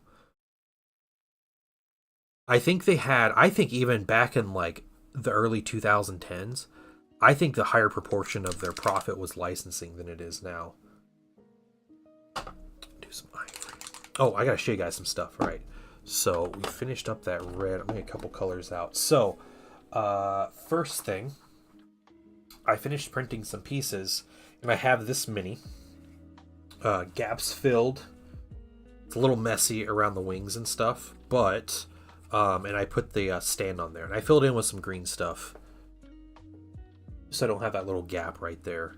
But yeah, Xiphon printed, and I just need a flight stand, which is one of the things I'm going to order from GW, even though they're out of stock on GW's website, so who knows when that's going to happen. But Xiphon, full 3D print. This thing I think costs $2 to 3D print, maybe $2.50 in total. Not much at all. This whole middle piece right here, aside from the engines and this fin, like these two big engines right here and this whole fuselage were all one piece. This was one piece, except, well, okay, I guess the guns are... whole thing was like 8 or 9 pieces. Really cool. So, I got that. Another thing... This is still work in progress. Maglev stand, yeah, that'd be cool. That'd be really cool. So, I need a battle standard bearer for my vampire counts. I finally found a banner to print. So I printed a banner. I had to break and cut and adjust some things to fit it in the hands of the character carrying the banner. However, there's some green stuff that needs some like sanding and trimmed down and everything. I was doing this last night, but I took this vampire with the huge mace. I gave him a banner. He can't really. Oh, he is kind of looking through it. See, look, you can see his face. See his little face right there. But yeah, got this huge banner. So this is going to be my battle standard bearer for my vampire counts. This absolute unit of a vampire that's like a head taller than anybody else in the army, just carrying this giant flag. So pretty excited about that. I did a couple simple like green stuff things, and I'm going to try to adjust it. Like I need to smooth this out because like this middle section broke off because of how I had to put his hands in. And so I need to sand down and even this stuff out. But finish Magnus. Yeah, I'll go get Magnus in just a minute. I'm going to take a quick break, actually. And part of that break, I will go grab Magnus. And I'll bring him down, and then we'll continue on with Farsight here. So I'll be back in just a couple minutes, guys.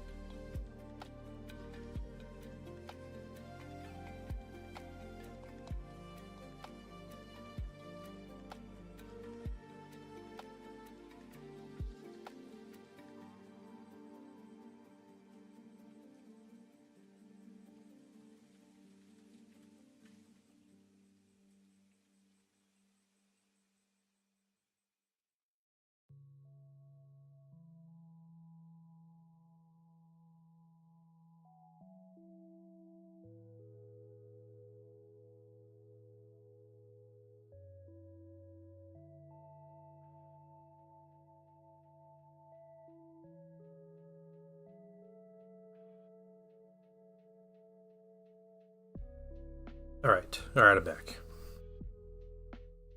So Magnus. All right, I had to bring this mini from my display shelf up from upstairs, but this is Magnus.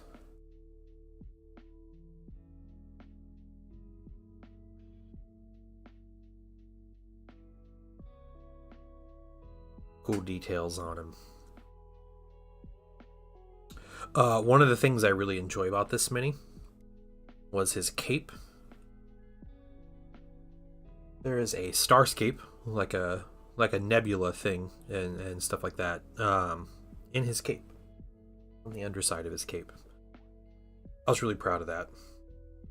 It was actually a stream idea. Someone in chat had that idea to do that, so I was like, all right, let's go for it.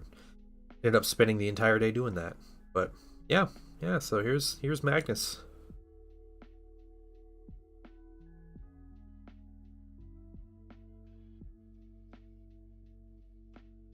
Yeah, I'm really happy with him. I've put him on the board once.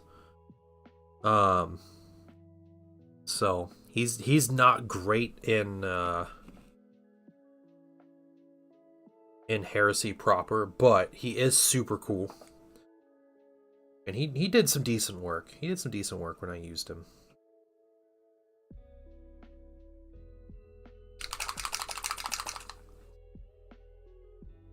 I was playing against Blood Angels, and it was funny because we just basically like countered each other with like deep strike armies. And that was the whole game. So I deep struck onto his back line, then he deep struck onto my back line.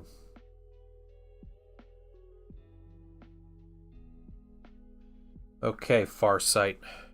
Yep, he had Sanguinius in that battle. I believe, every day's a good day when you paint. I believe, it'll bring a lot of good thoughts to your heart. Hey, Ben Repaints. Welcome, Raid again. How you doing, man? Welcome, Raiders.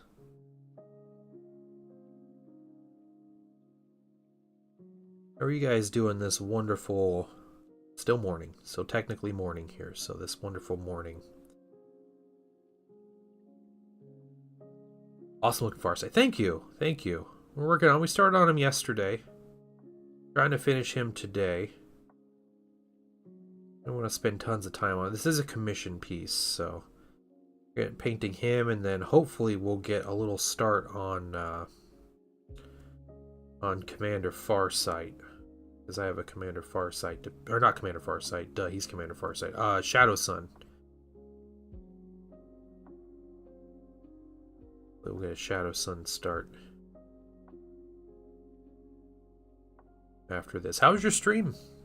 Doing well. Painting Abaddon for a competition this Friday. Oh, very cool. Very cool. He's Farsight. Yeah, Farsight he's a Tau commander.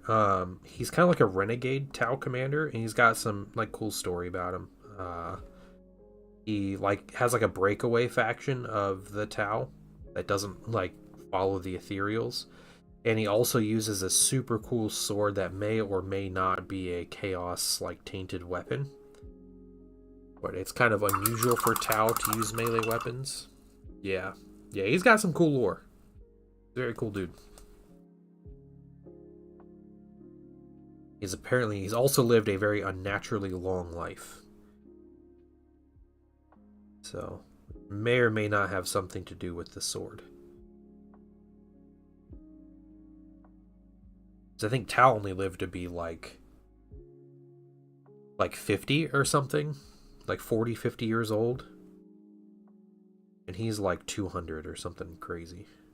I don't know, Chaos World. Okay, yeah. In the hands of a statue. Alright. It's pretty much Gollum.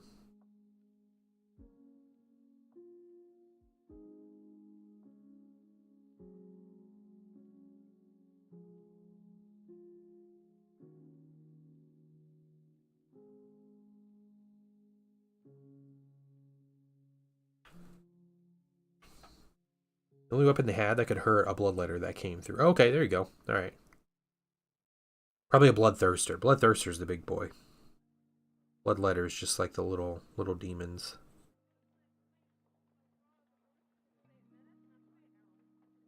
The lesser demons. Yeah, we're just working through highlights right now. How are you enjoying painting Abaddon? I have never painted Abaddon, actually. So I have not had the pleasure of painting Abaddon. Painted Gilliman 3 times, but not Abby. Yeah, that's gotta be a bloodthirster then.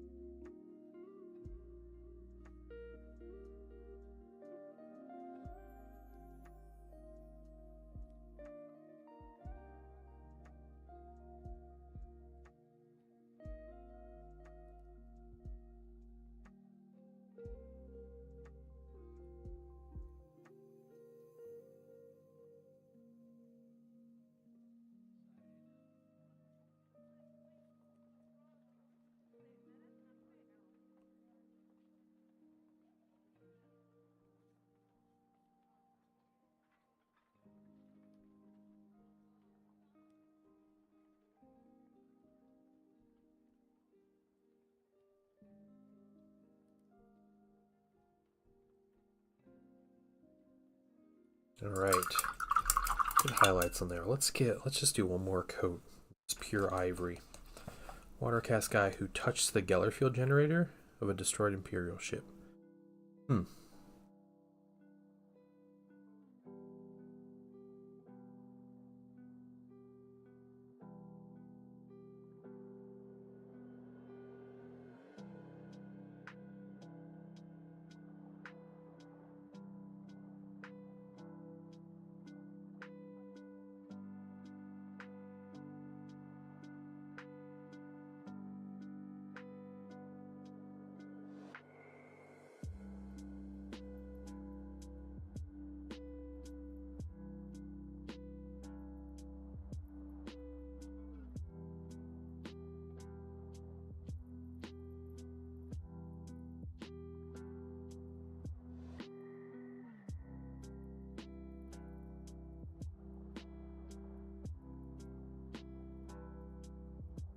Alright, nice little highlight on there.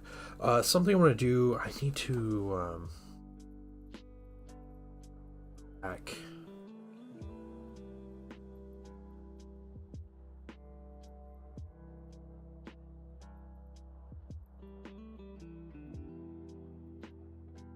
Okay, but first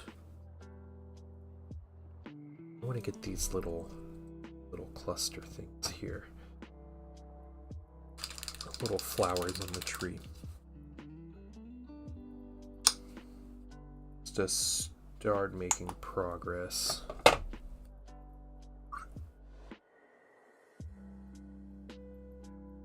Hey, Big Papa, what's going on?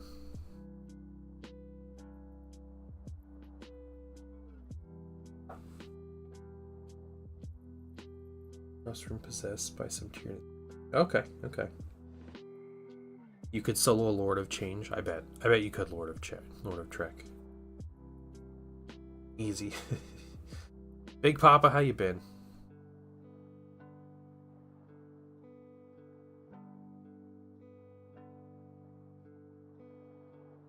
Coming down, living the dream. Yeah. Hope your family's doing well. Painting family's doing well. So. Ray's back in school. Except for me.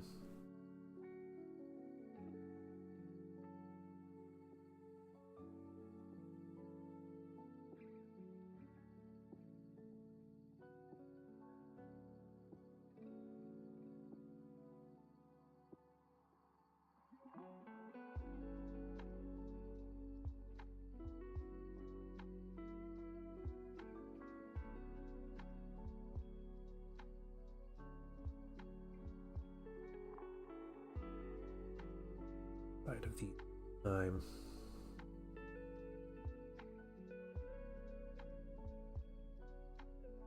What's nice about Shadow Sun is her drones are already painted, so do that on her mini.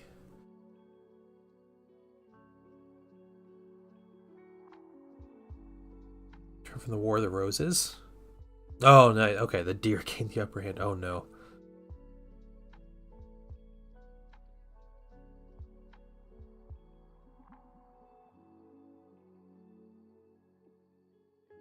Papa needs reinforcements.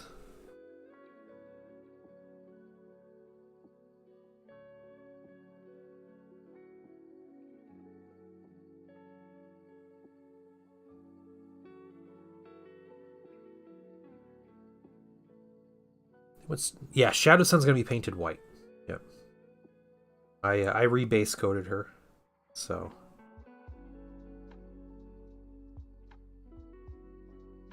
I just kind of threw into the rest of the group without thinking the first time.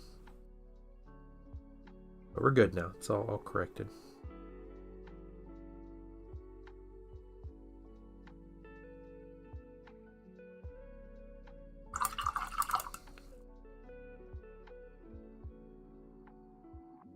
Detail shade, whatever the wood. Yeah, I will. Yep. I'm just getting some base colors down on this in between other colors.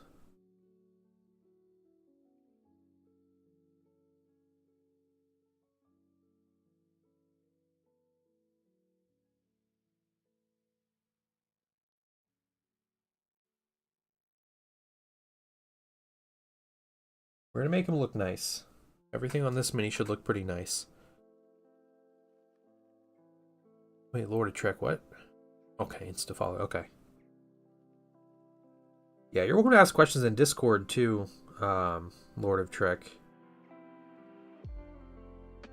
We have lots of helpful and friendly people there.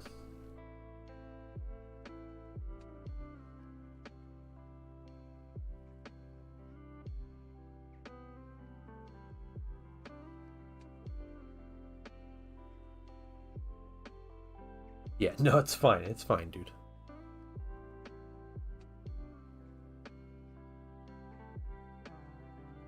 Except me. Yeah, except Crucial Blue. He's grumpy. But Crucial Blue will answer every question before I ever get to them. So...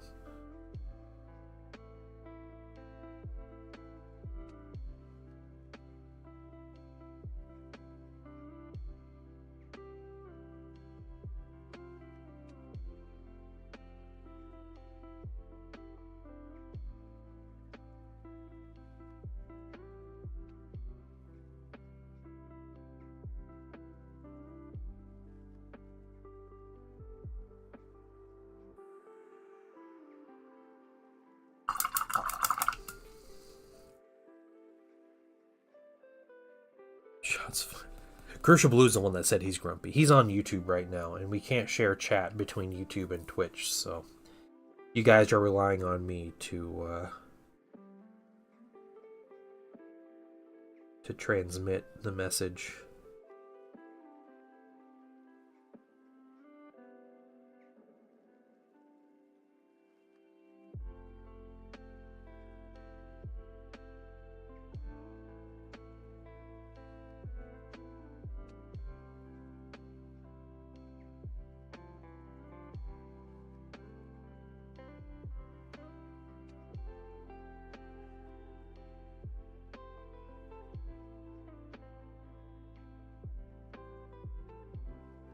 Which side got Huffy? Twitch. Twitch was the one complaining about it. So,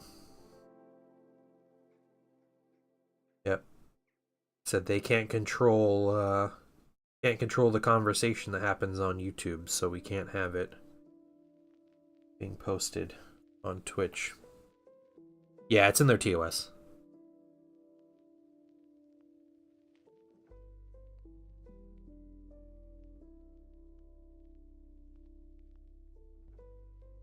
Yeah, TOS is for nerds. Yeah, you know, well.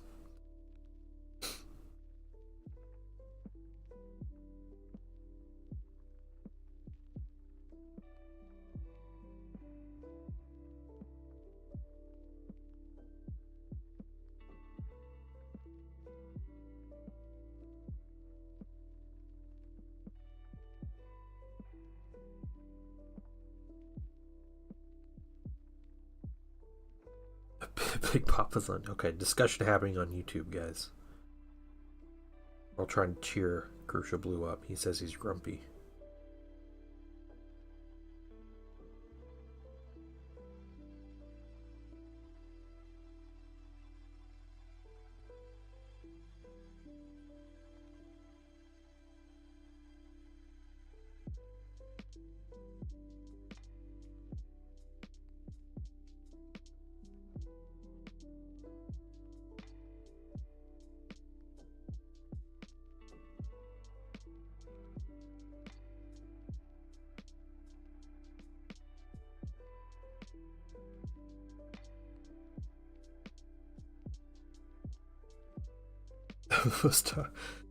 Yeah, Crucial Blue says he's the most toxic member of the community.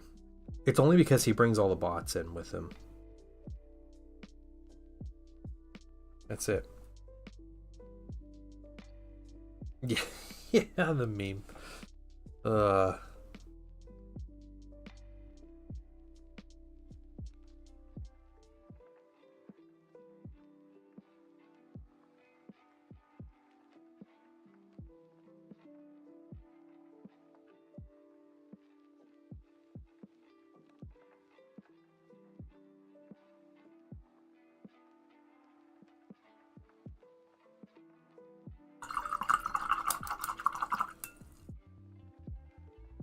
almost done a little base coat on these.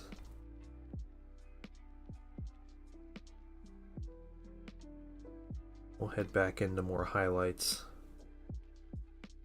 on Farsight. We're highlighting the black pieces.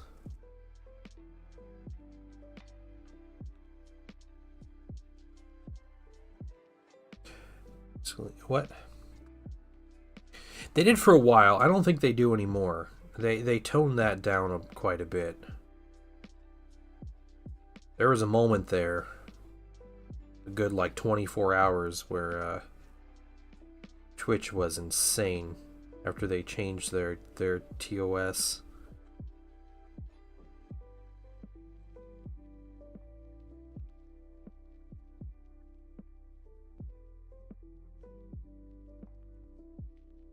Yeah, and like GW, Twitch, what Twitch makes is money. So if someone makes them enough money, I'm sure they'll turn a bit of a blind eye.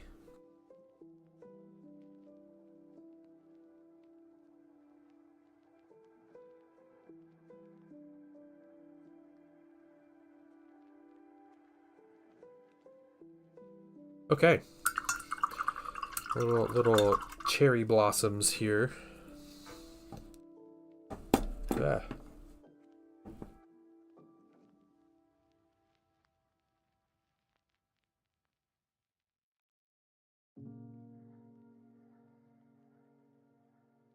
Little car.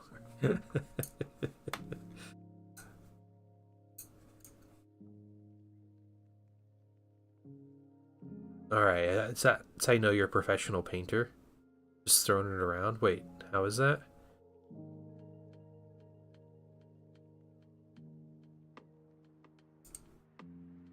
How do I know I'm a professional painter?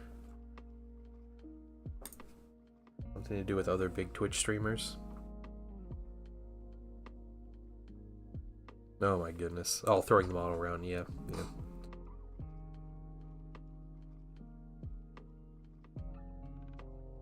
Okay, so we got these started. Let's put you up, we'll put you up. Let's get out the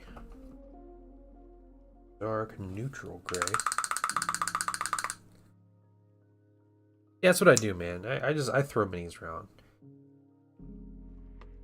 You know it was a mini painted by the painting dad if it was thrown onto the mat or onto the floor. I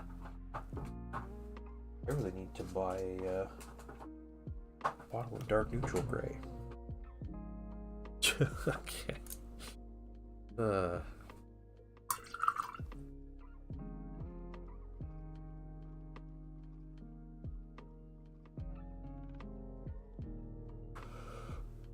All right, here we go.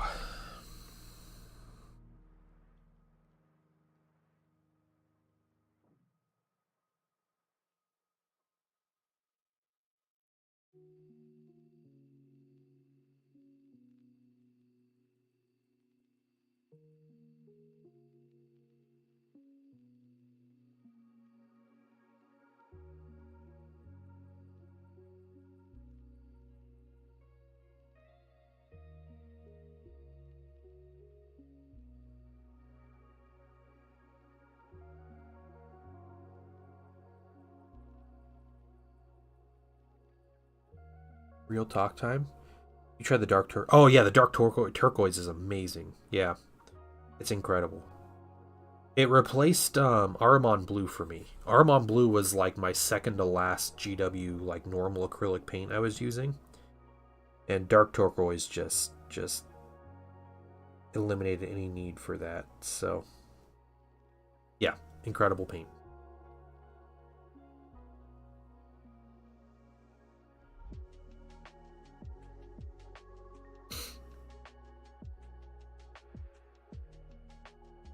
And not the British. Hey man, we don't hate on our friends across the pond here.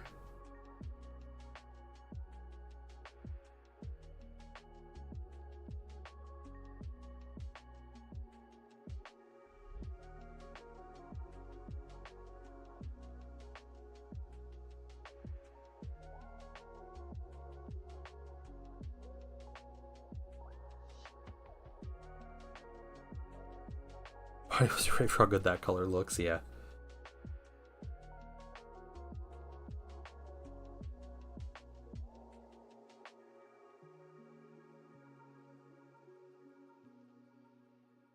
Yeah, I've been using it on my Solar Auxilia, got a little bit of it on them, but also like the bases on my Thousand Suns are like the big use that I had of Aramon Blue. And Dark Turquoise not only being a like better shade that's almost, you know, it's comparable, almost exactly the same, but just like better quality. It covers in one coat. Aramon Blue took 2 or 3.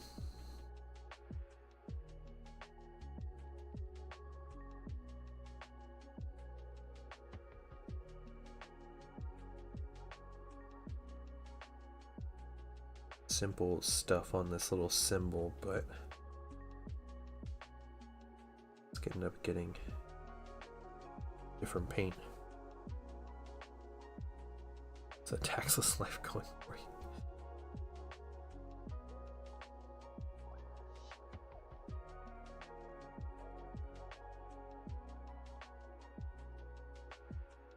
I thought the saying was no taxes without representation, right?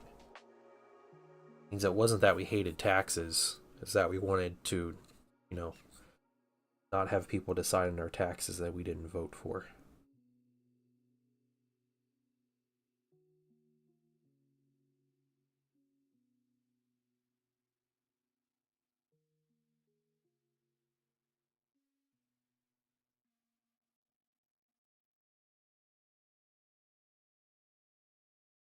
All right, hey, T-Terrace, get out of here with that. You're gonna get timed out. We're not gonna start bringing in that stuff.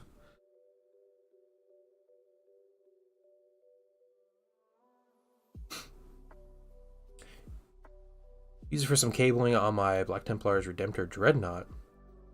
Oh, my heart's so fast. Yeah. Dang, nice. All right, that's cool. That's cool. You're getting good use out of it.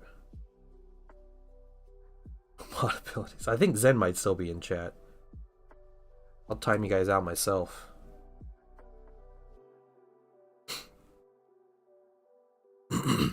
No politics. It's lame. No, just have to tell people we're not bringing up politics.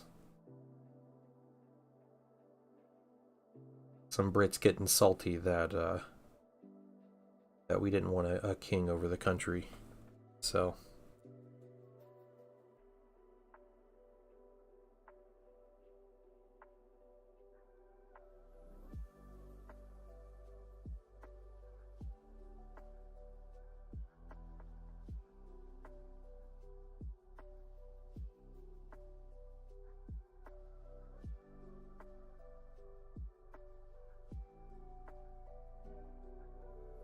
just profile me? Yes. Yes, I did.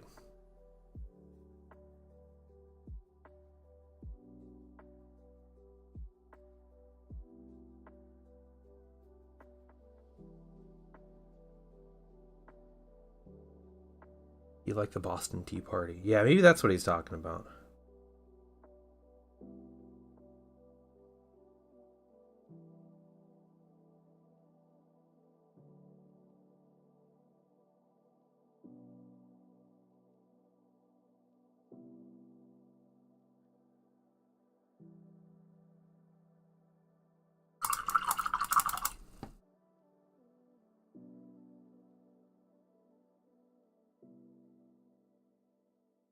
If we can be bringing up the USA-British relation opening week of the Premier League. Oh, we can't. Okay.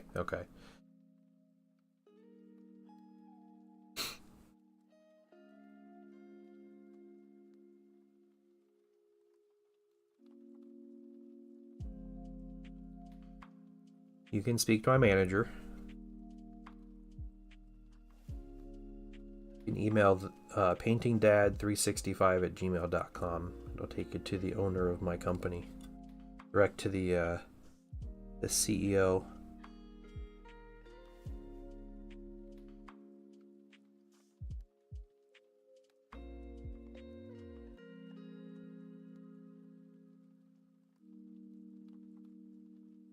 I believe every day's a good day when you paint. I believe it'll bring a lot of good thoughts to your heart. Hey everybody, it's Professor Grimm. How you doing, Professor Grimm? And Gosu, what's going on? Welcome. Thank you so much for the raid, man. How was your stream?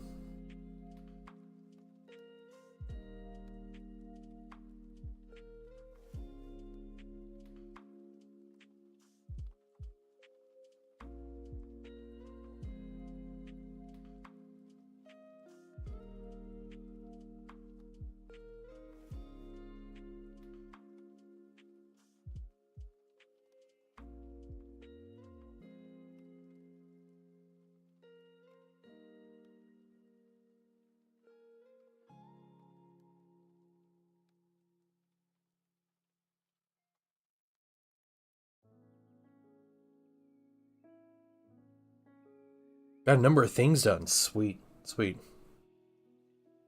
Sleepy, but mostly all's well. Yeah.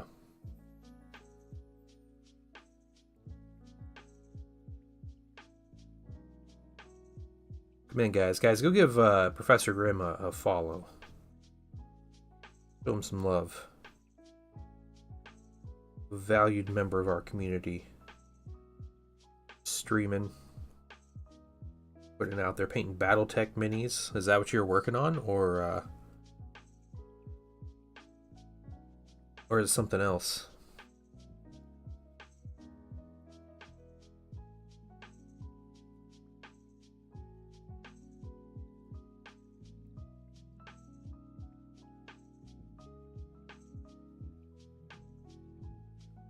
BattleTech, nice, nice. Gersha Blue says big love, Grim. He's hanging out on YouTube today. He's in purgatory at the office. Read receipt, sent my message to TPD365. Straight to trash can, yeah.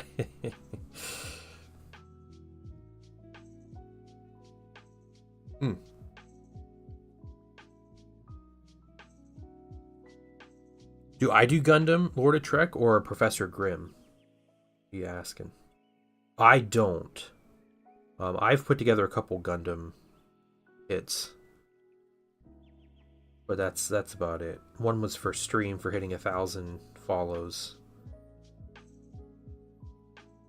We did a Gundam night.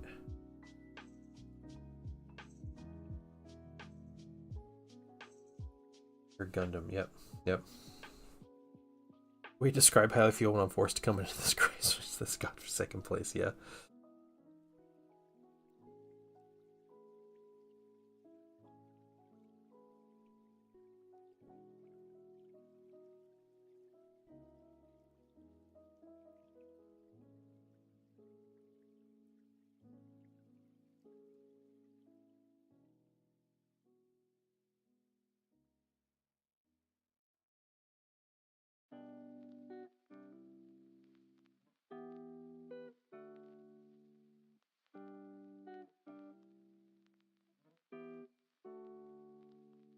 Together, had some artifact kits I want to put together. Okay. Kool-Aid Man vibes.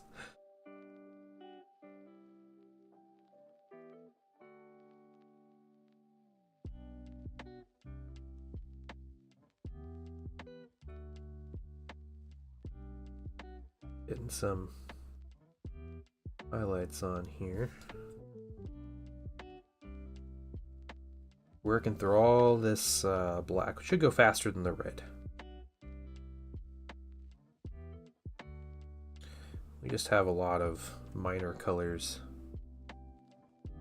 to work through. It's pretty good. Let's move up. And whips. Oh, cool. All right. Let's take a look.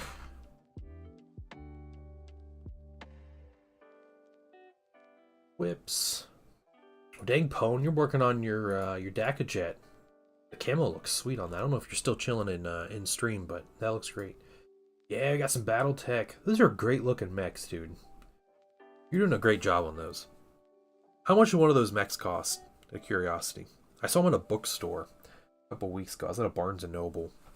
And I saw they had some in stock. I thought it was pretty crazy. Okay, we got this arm. So let's get this arm. Let's finish up this arm.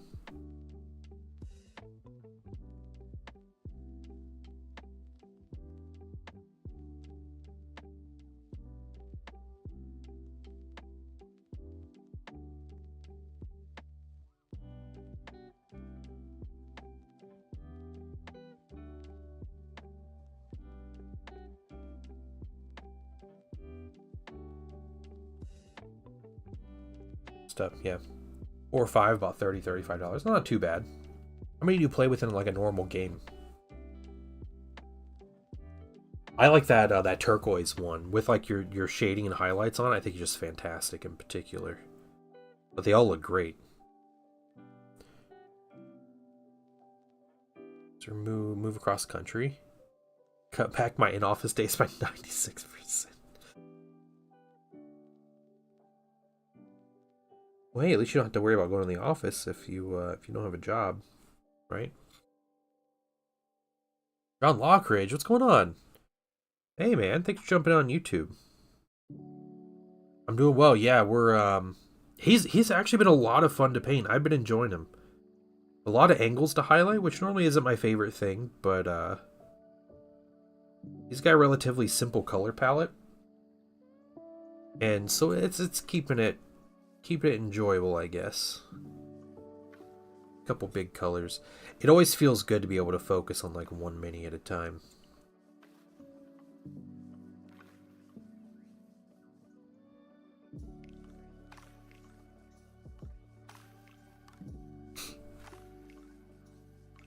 What's the giveaway? So I'm going to be painting a mini. The mini I'm going to be painting is a Slaves to Darkness Exalted Hero of Chaos. That's what he's called. He is assembled. He needs to be painted. Patreon voted on the mini, and they voted on the color scheme. And so I'm going to be painting him. He's, like I said, he's assembled. He needs primed. But maybe next week I'll be painting him. You enter and you can win that mini. Just a fun mini to display. All that. It's a launch from the boxes. Okay. So if you want to say what mini I paint and give away, or some early access to podcast, or any of those other little perks, Patreon is the place to go. If you are a paid member of the Patreon, you also get a free, I guess, or included with your membership, or with your patron membership, an extra entry into the giveaway on top of any channel point entries that you give, if you give any. So there's some other benefits. Yeah, thanks, Zen. Which then we need to talk about the next podcast episode. We kind of took a little hiatus. Maybe a hobby-focused episode. That might be fun.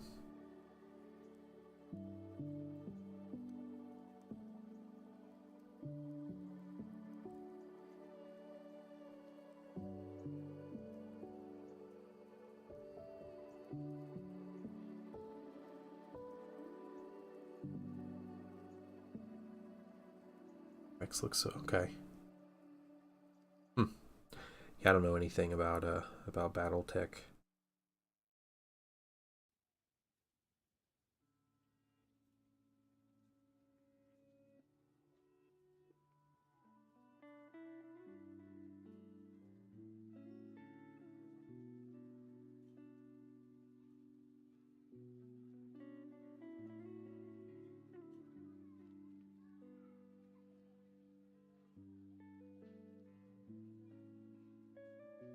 There's a podcast, yeah. It's on YouTube. We have 3 episodes on YouTube.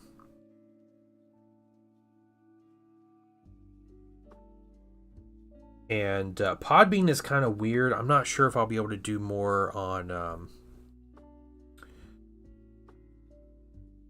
how much more I'll be able to use Podbean, but maybe I'll just have to upload manually to different sites, I think is what I'll have to do. But But yeah, if there's somewhere else where you prefer to listen to podcasts, please let me know, and I'll try to make an account and get it uploaded there.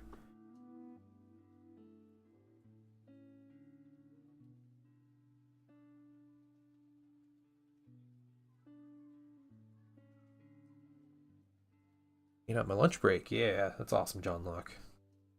I say hi to John Locke. He's joining in YouTube.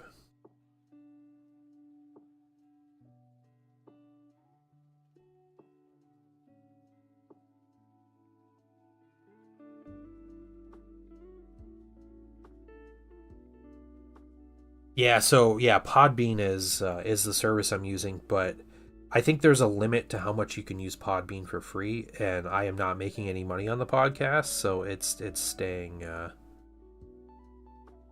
We're gonna stay as cheap as possible to get it out, but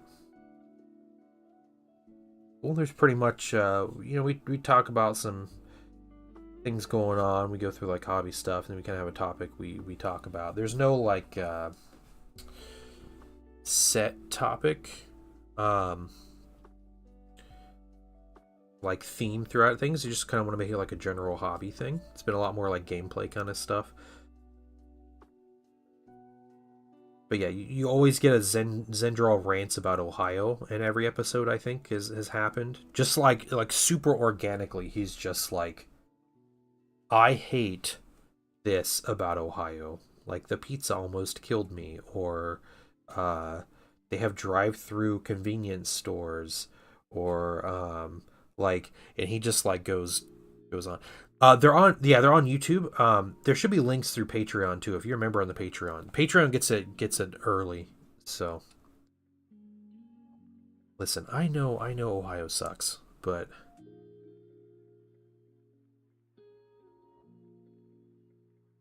it's funny. I think the last episode he went on like it was like a 15-minute rant. It was crazy. For each rant. Yeah, I was thinking about that. Like, we actually we may have talked about that, about putting a little intro song for like segments and stuff, and yeah, he does me. He gets like furious.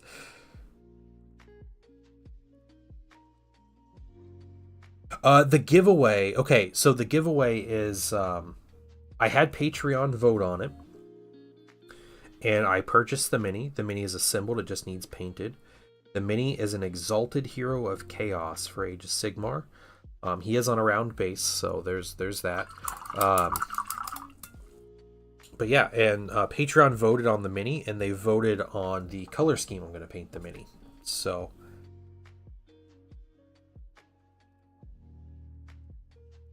yeah, Communist Zendral hates capitalism in Ohio. Pretty much what we got going on.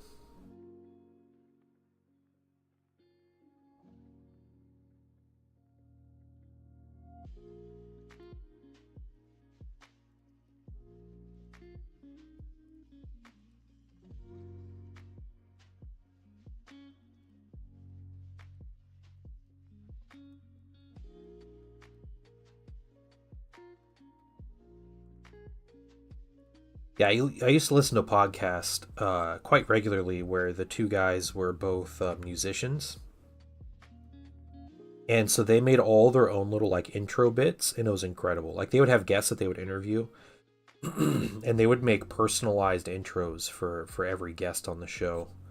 And it was really good. Yeah, Reagan Stern in his grave because Zendral's comments about drive-through convenience stores.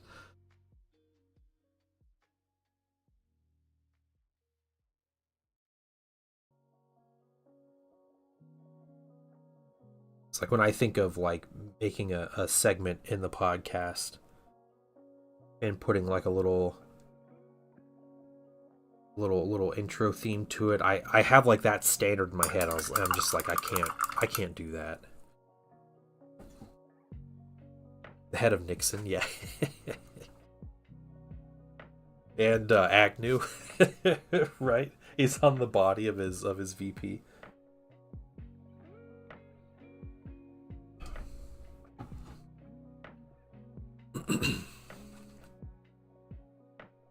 Okay.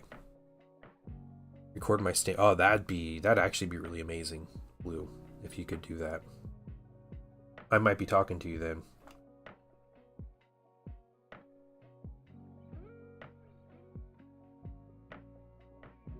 All right. I'm really happy with the black.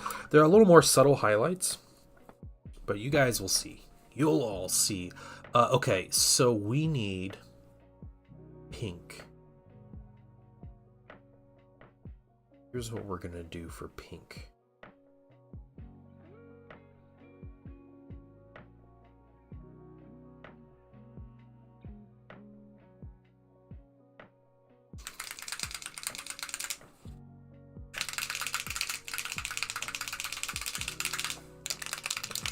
Acoustic guitar, L Studio, confidence of a toddler trying to stomp on a wasp.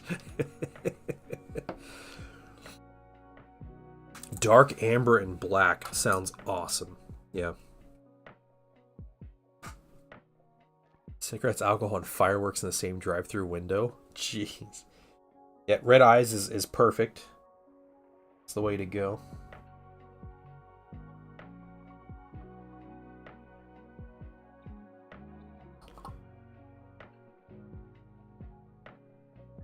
Zen's learning a whole culture thing about the U.S. here. See, Ohio tries to be like the Florida of the Midwest. In reality, drive-through convenience stores are just common throughout, like, probably the Midwest and South.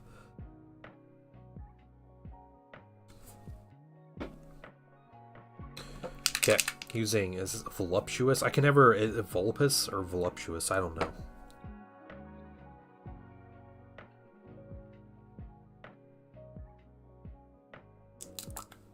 Wisconsin's more like the Midwest, Florida? I don't know. I don't know about that.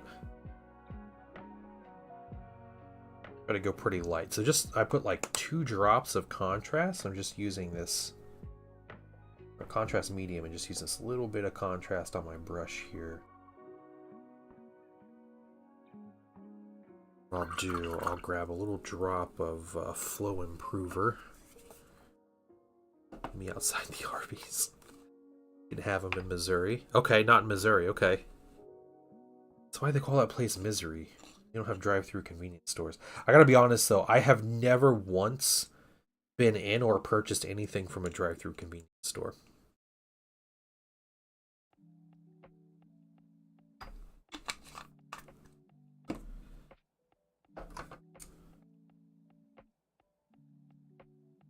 Get through Nebraska, driving through Nebraska, being out in the middle of nothing but cornfields and going to a gas station. They were selling guns, knives, and hard liquor. 10 dudes in white beater shirts got gas and dipped out fast.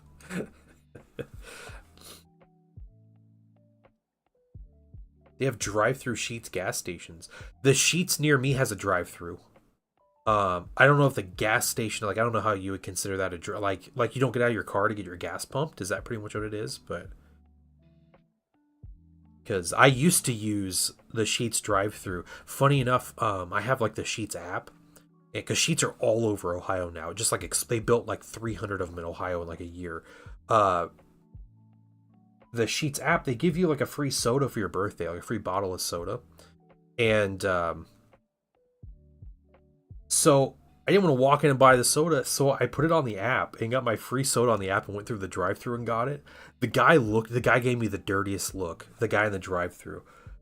And because I literally just went through the drive-through to get my I just wanted my bottle of Pepsi or whatever I got.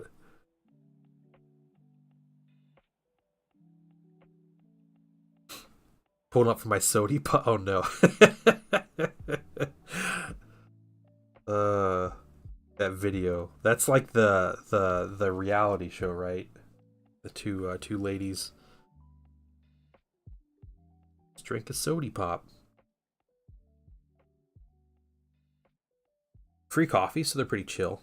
Sweetest grandma is the clerk. Okay, oh, that's cool.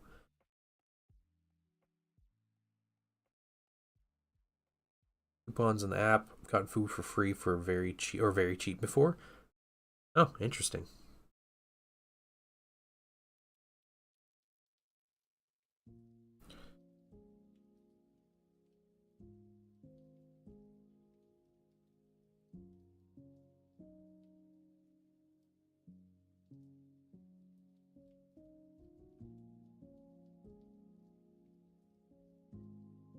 I won free McDonald's for a year about 10 years ago. And it was a McDonald's in like right next to my neighborhood. Was getting like they were getting rebuilt. So they did a grand opening one night. And their grand opening, it was first 100 people through the drive. First of all, they were selling hamburgers for a dime and cheeseburgers for 15 cents. It's also like when they were just starting like dollar for any size drink or whatever. So I was like, sweet. And I was a manager at a UPS. So I was like, well, I got like 10 employees. I'm gonna buy like 30 hamburgers, and I'm just gonna bring in like 30 hamburgers for everybody. And it's important TPD lore, exactly. So yeah, I'm sure they still made a profit. Yeah. So my shift started at 4 a.m. but that midnight, the restaurant opened at midnight. Their drive-through, so it was the first 100 people in through the drive-through at midnight. So back in the 60s, in the 2014s or whatever, 2012, maybe it was 2013, I think. So I went to sleep at like 8:30, woke up at midnight, went to McDonald's. I was number like 40 in line. I ordered my 30 hamburgers, ordered some extra for myself because, you know, I was like 23 and eating like crap and still like feeling all right. Ordered like 2 iced coffees for myself. And I spent like $6. It was incredible. And they gave me a card, a little punch card, little cheap like cardboard thing they expected to fall apart probably in 2 months. And it had 52 punch outs, and I could go once a week, and they would punch it out, and it had like the weeks labeled or whatever, and they would punch it, and I would get a free anything off the value menu, breakfast or lunch, once a week for an entire year. So the thing about, okay, first of all, I never got sick of McDonald's. All right, you know, like I'd go there at least once a week. I'd get my hamburger, I'd try something new or whatever, you know, and like I never got sick of it. Eating something once a week isn't that bad. So a lot of the times they wouldn't punch my card. My DME said he went to high school with you. I'm not, get that out of here. Get that out of here, Zen. I'm not clicking that.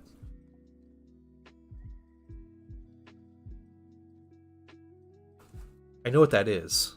I know it's a pale sand meme. So so they wouldn't punch my card half the time, so I would just get it, like I would just go again like the next day. I worked with some people at UPS that also worked at that McDonald's because it was like right down the street from the UPS I worked. And so they knew me anyway, so they wouldn't punch my card on purpose because I was like, you know, not to brag, but I was a pretty friendly manager. I wasn't like a D-bag to everybody like all the other managers were. Oh man, look at those little cherry blossoms. Those are gorgeous. Gorgeous. All right.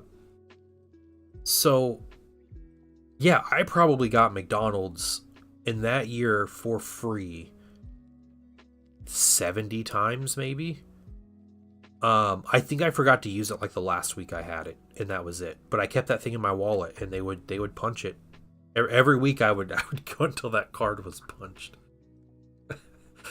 and I could go after I got off work at like 10 a.m. or whatever, or I'd go for like dinner, or I'd eat like go to lunch with people there, and I would get myself free food or whatever.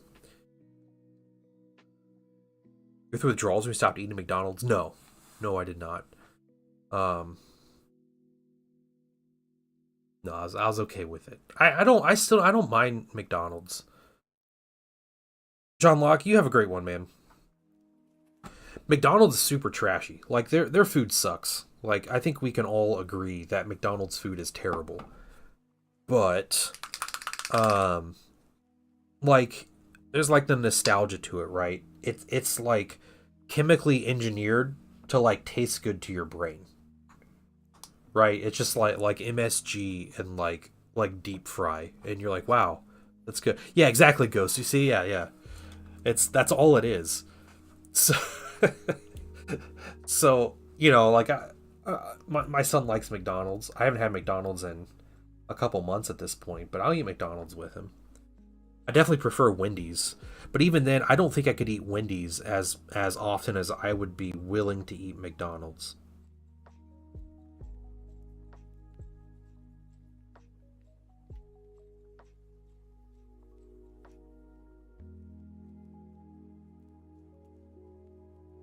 Wendy's has the saucy nuggets. They're terrible. They're terrible. Yeah, McDonald's is way cheaper too. And it's funny because McDonald's is starting to lower their prices again. Because they recorded a loss for the first time in like 3 years after they've been jacking their prices up every year.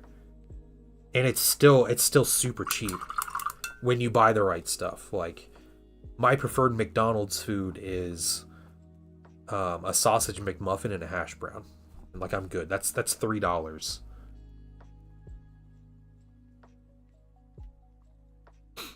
KFC isn't coy with you. Just give you all the food mixed up in a bowl. Yeah. That's what you want. You want your slop.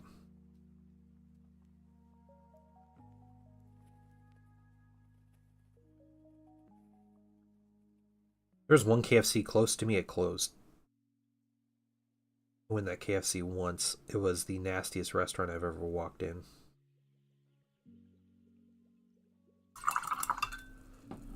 Oh, Culver's is incredible. Yeah. Physical therapy yesterday got smoked. Oh, that sucks. That sucks. Used to love McDonald's. Since their menus tripled in price, their quality dropped. Yeah, Loki, no, you're right. You're right, dude. It has, yeah. I'd use their app. I'd get the free or super cheap food from their app, and that's how I eat McDonald's.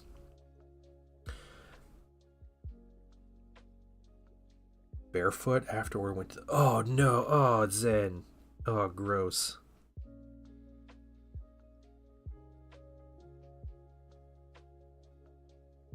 Culver's is good, though. For those who don't live in the Midwest and don't have Culver's, you guys are missing out.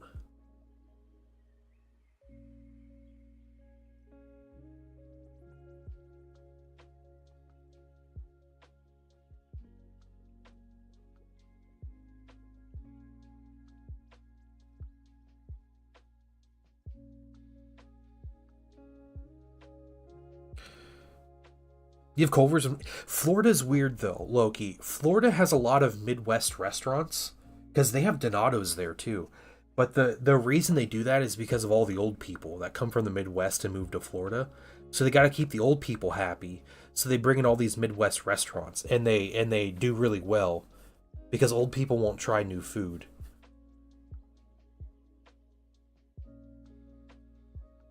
Someone tell me I'm wrong. You know I'm right.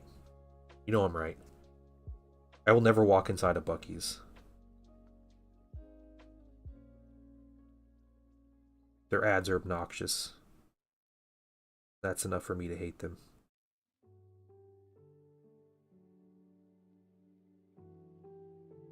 Sounds down. Yeah.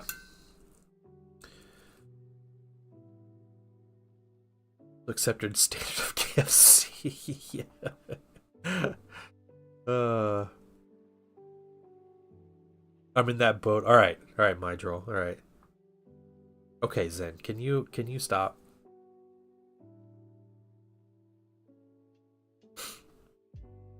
If it's so great, send it to me in a DM or something. I didn't highlight the shield stuff. Won't, you coward.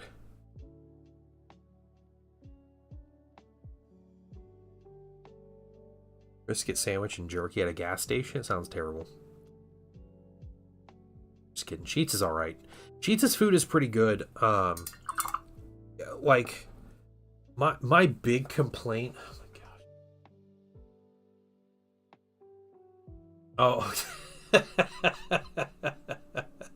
Oh. That's so lame, dude. That's so absolutely lame.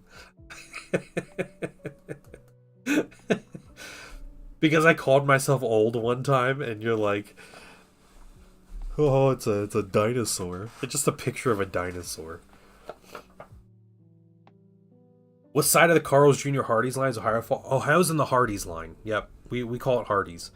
Man, there is one Hardee's that is within like an hour drive, and I haven't been there in probably 15 years, but it was incredible. Hardee's is good stuff. But yeah, we call it a Hardee's.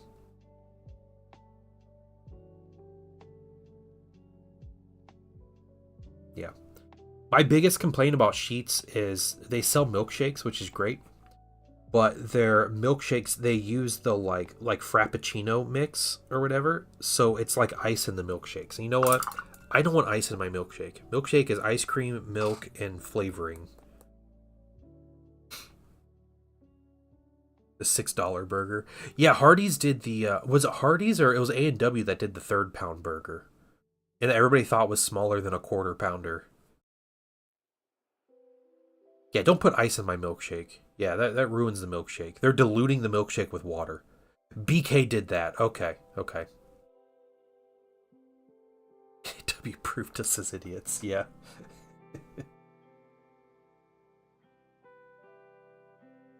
So in Ohio we have White Castle, which is a national treasure. Yeah, everybody thought a 3rd pound was smaller than a 1/4 pound. That's what was happening.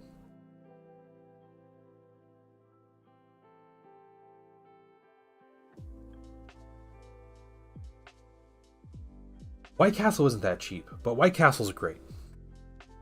White Castle is, I will eat White Castle maybe once a year, but my body is like, it just overcome with the need to eat White Castle. That's just what happens. And I eat White Castle and I don't feel amazing afterwards, and then I'm good. Yeah, of course you do, Loki. It's Florida, dude. Old people. I know you guys have Donato's there too. Donato's a big Ohio chain.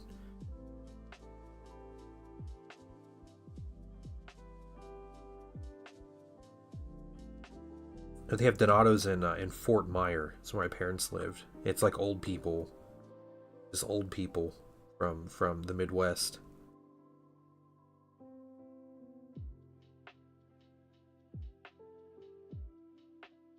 Go. All right, nice and clean.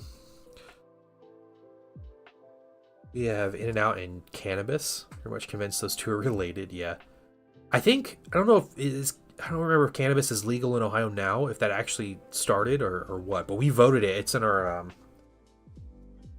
we voted it into law back in November, last November. Any question? Whenever you highlight black, do you go to a specific color? Yeah, so there are 2 specific colors I use to start. If it's something like mechanical, like plastic or, I guess like a smooth black or whatever, I use dark neutral gray from Pro Krill. If it's something like cloth or something I want to be a little warmer, I start with dark warm gray, and that's pretty much my differences. You can do other stuff like a deep purple, and that dark burgundy is probably really good. Yeah, Tuvon, what's going on?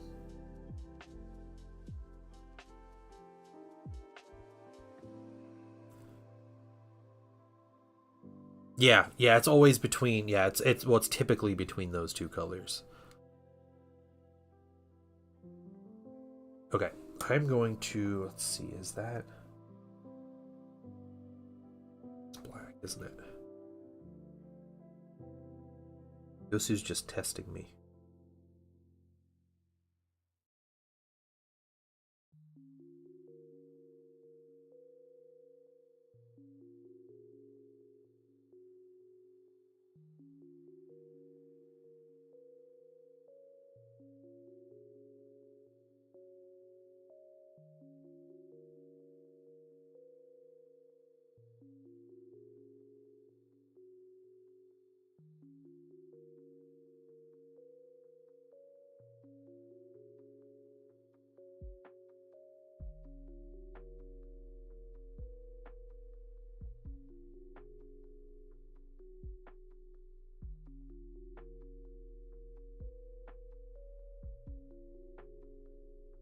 Much relaxing before the Creed, Three Doors Down, Finger 11 con. Oh, cool. Everybody's gonna say I'm super lame. I like Creed and Three Doors Down, and Finger 11's pretty good. I like a couple songs of theirs, but everybody's gonna be like, you suck and they suck and all that. But yeah, I'm especially a big fan of Three Doors Down. But I like some old Creed, old Scott Stapp and his, I can't understand what he's saying, but pretty good stuff. Yeah. Hey, I see Akuma. What's going on? Welcome back. Chatting on Twitch about most random stuff. About local restaurants or like local chains that are good or not good, and Nickelback. Nickelback was alright.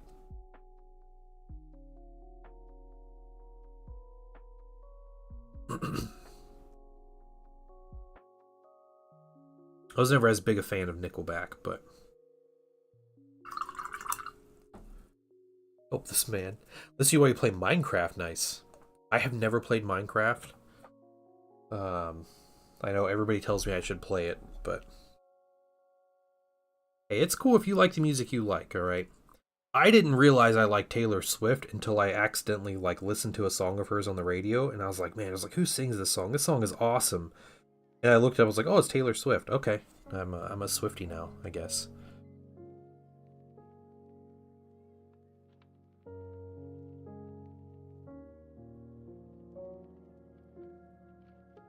It's kind of like the same thing with like Imagine Dragons, right? I feel like Imagine Dragon gets that rep too.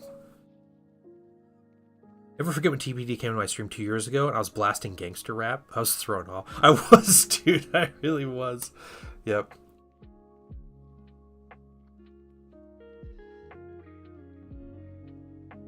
Wait, what's a DQPC? What is that? Is it delicious?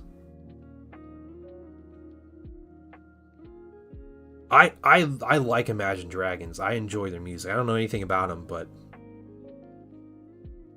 oh, Double Quarter Pounder. Okay, yeah, yep. Rough. So I play hype music. Hey, that's cool though, Gosu. So when I see people in my chat, you guys are always super chill in my chat, which I appreciate. I feel like I have tried to kind of set that, that tone and everything, but everybody here is kind of like mellowed out. So my like view of everybody in this chat is a lot different than what people probably are outside the chat, which is fine. I know you guys even hold back on. I know you guys are so well behaved in chat. So then I go into your stream, and you're just playing like the craziest rap music and everything, and yeah, it was so funny. Yeah. You're not chill elsewhere. Yeah, you guys aren't. No, you guys definitely aren't. But it's cool though. It doesn't bother me at all. You're on my turf now, Dad. Yeah, us probably. Yeah, I think that's correct. Okay, we're gonna do I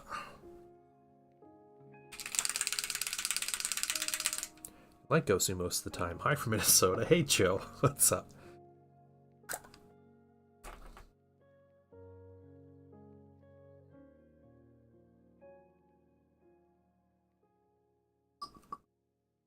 It's very, very diluted blue.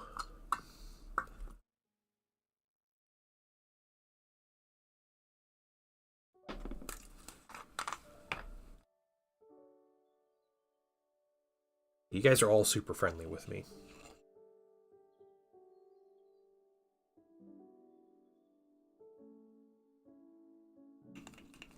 So you guys are all right.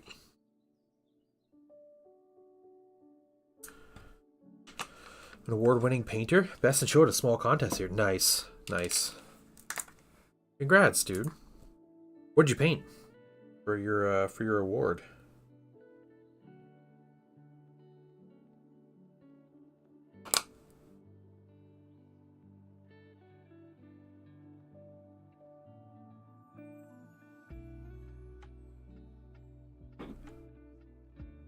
Centric and rant about oil paints on occasion. Yeah. You and your oil paints, Gosu. Okay, we need a resident oil paint guy, so you fill that void a lot of the time. That's what I want, just that little bit of blue right in there.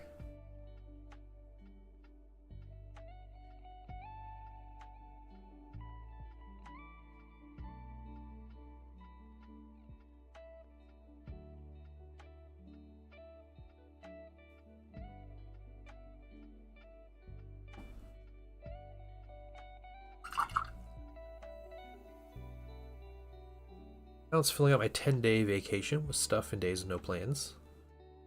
It's vacation till February. Thing to help when I got COVID, so I had to use. Oh, that's stupid.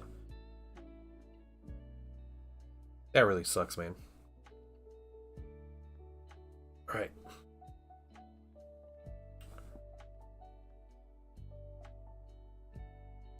Really painter more of a sketcher. Hey, that's cool though. You ever have work you want to share, Kuma? I know you're in YouTube. I don't know if I have the command on YouTube, or if someone on YouTube would be able to copy and paste the invite or something. But you ever want to jump in the Discord and share some of your work? I would love to see some of your sketches, as long as they're you know, not wholly inappropriate.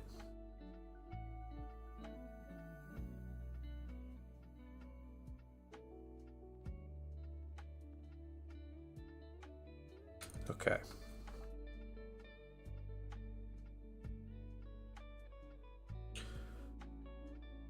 Let's back to the hobby. Want some stuff? That's cool.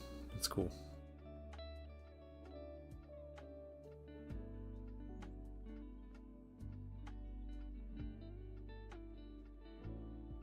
No, I don't have commands on YouTube. I'm not sure how to do that.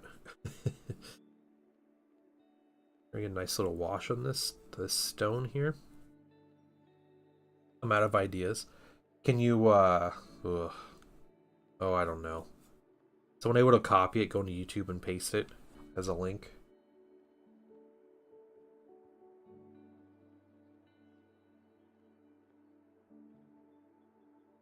Or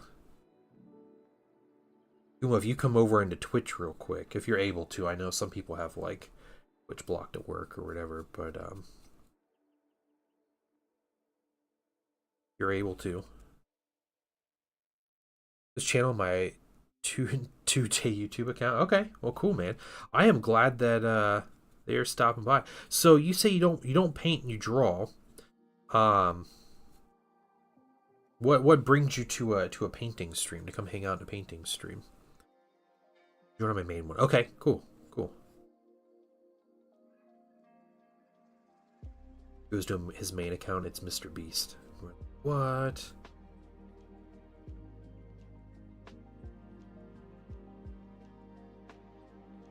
Just read it out to me letter by letter. Oh gosh. At that point, I might as well just get on YouTube and myself and copy paste it, right?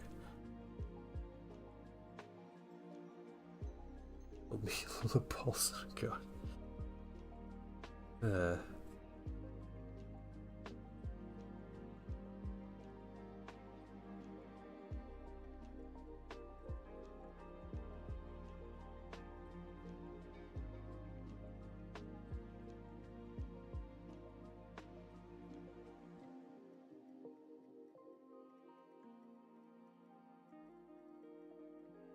Accident happy I did. Well, we're glad you're here,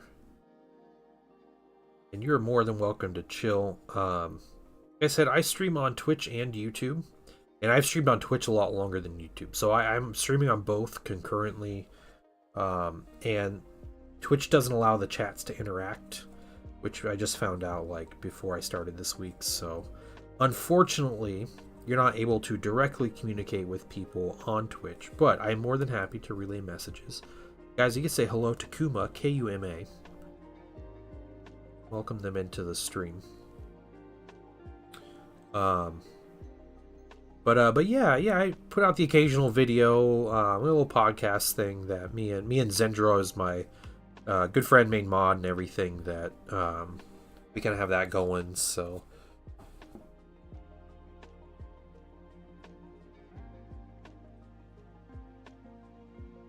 What? Turkeys are too dumb to realize they're in danger. That's the thing, Big Papa.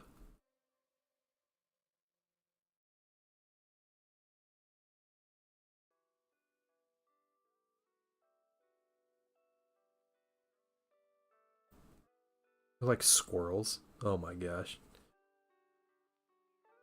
Alright, Lord Trek, enjoy your lunch. We get a drink of water.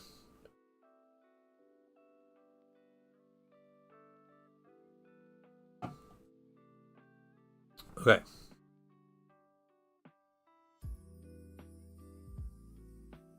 Thing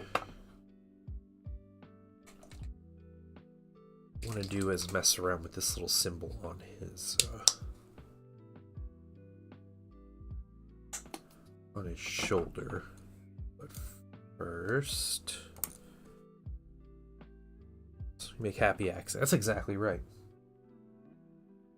When you notice if you you follow the channel or subscribe or things like that, I have Bob Ross quotes that play. So on the rock, I used Army Painter Strong Tone, which is like their brown wash. It's okay. Army Painter Strong Tone is okay. The reason I use it is because when they moved over from their 1.0 to 2.0 paints, like their new war paints and stuff, my local store had their older stuff on discount for half off. And so I bought out both of my local store's stock of Strong Tone. It's similar to Agrax Earthshade. Yeah, a little darker, but it flows well. The Army Painter washes have this thing where they don't have like like any surface tension. So they'll really like sink into all the recesses, even if you don't necessarily want them to. Like they kind of overdid it with the I don't know, the chemical that, you know, breaks the surface tension, glycol or whatever. So that's probably the only like major difference. But it was enough for me to buy. I bought 6 bottles of the stuff for $1.50 a bottle or something, $1.25. I don't remember what it was. Yeah. Copy the link over. Yeah, Big Papa, can you do that? Can you copy the Discord link over to YouTube? Just copy paste it.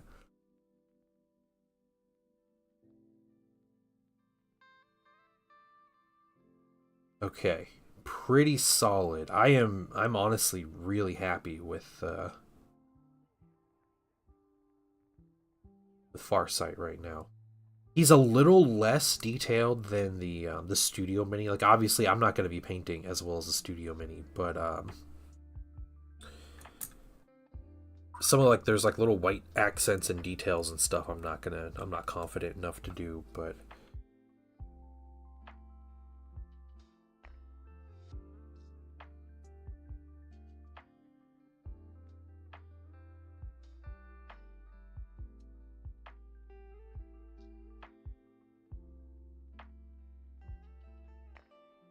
Go. Yeah. Looking good. So we'll work on his base a little more. Actually, what I can do, stuff is dry enough.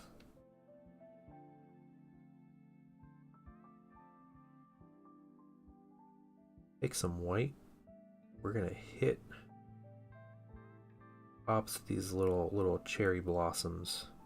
Is what I'm gonna keep calling them. There's some kind of alien plant, but they're cherry blossoms to me. We're gonna help them stick out a little more. Pop, as Vince Venturella would say.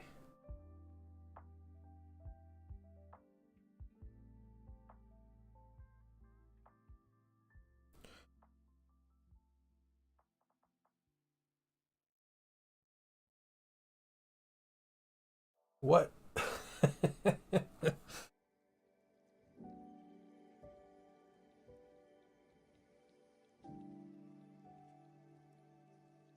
Hey, IDK, my house is made of cherry blossom wood in Minecraft. Oh, cool. All right, IDK, you are you're Kuma, right? Is that you?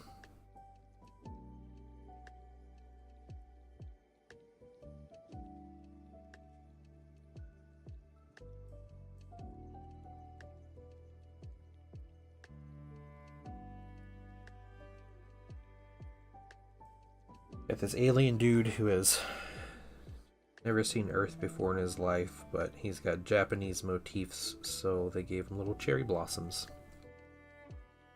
In my opinion, the most fun part of painting a mini is doing all these little details like this. So it's kind of like I don't want it to stop, but I know I need to go work on Commander Shadow's Sun here in a second. Okay, cool. Very cool, IDK. All right. Got a book recommendation. Okay, what's your recommendation? She, man, she's been reading. She read like 15 books this summer. It's ridiculous.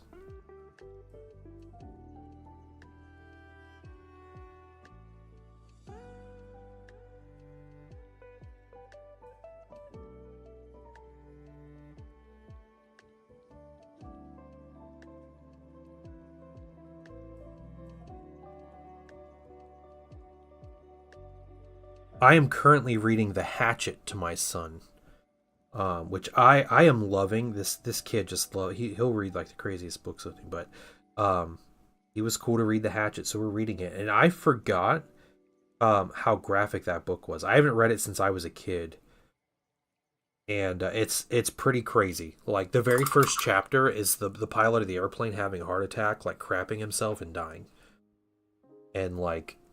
And Brian is sitting there like describing it in detail, and Mercy of the Gods, same writers who wrote the Expanse series. Okay, I'll write that down in a second. Recommend it to her. But it's been really cool reading The Hatchet. It's been a lot of fun.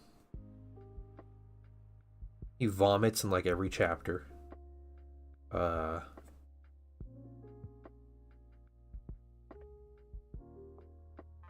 Yeah. He was getting like flashbacks of his mom cheating on his dad when he caught her. And, you know, I'm reading to my 7-year-old, and he's like describing the way his mom was kissing this strange man. And I'm like, you know, they kissed passionately. All right, let's move on. I don't always skip parts in books, but I was like, this is getting awkward.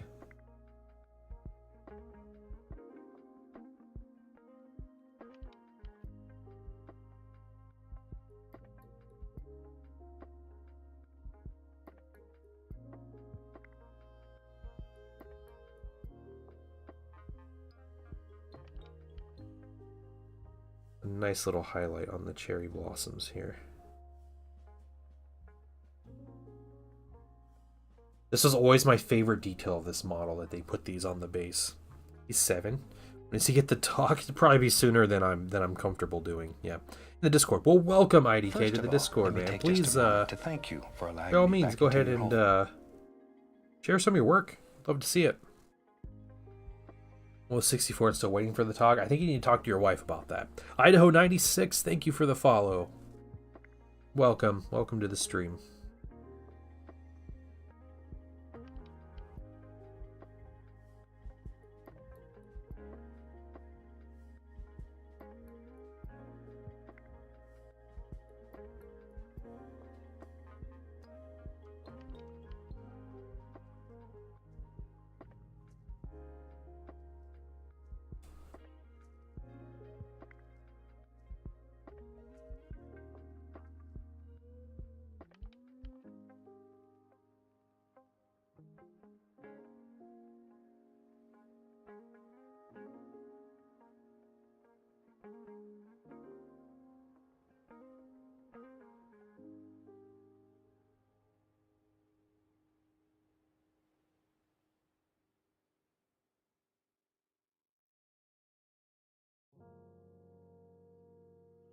Fixing the whips, part of a commission for a friend. Oh, cool.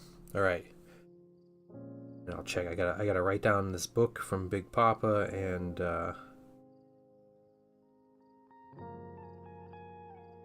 check Discord for some of your guys' work that you're posting. I'm done with this. Some white here.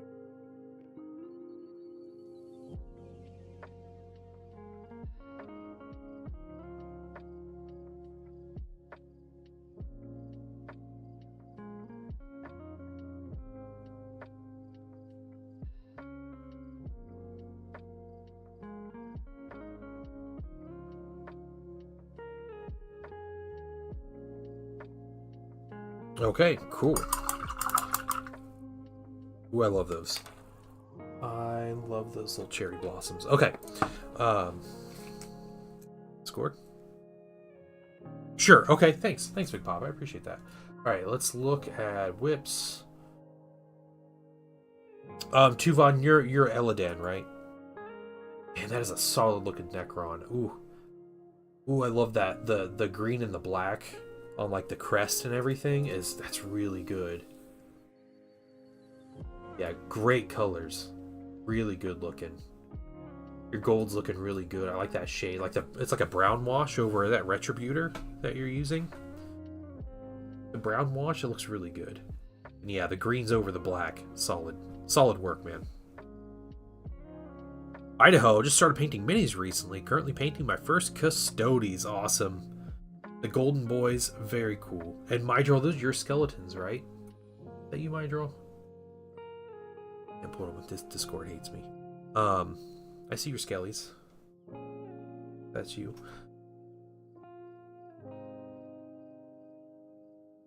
Dang, man, how are you enjoying painting? You're just getting into it. Been doing this probably way too long, but local paints. I'm from Brazil. Okay, yeah, we have quite a few people who are from South America that come and hang out and stream. I know prices and everything in South America are absolutely wild for I think a lot of things, but for Games Workshop stuff. So that's totally cool, man. Yeah, if you want to show off some work.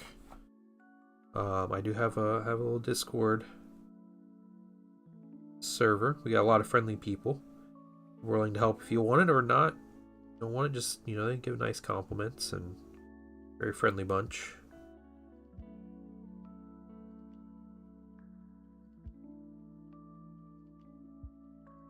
It's awesome though.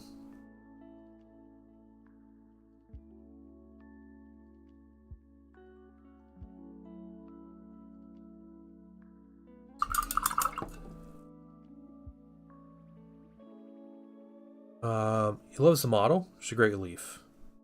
Never done commission work before. Yeah. Dark green or light green? Like a mid-tone. Okay, Professor Grimm, if you want an idea, the colors I was thinking about, if you look at my logo, my like Painting Dad logo with the shield and the, and the sword and the brush cross and everything, that green in the background, that's kind of the tone of green. I think it's like a very, like, maybe slightly darker than like mid-tone green. Awesome, Idaho.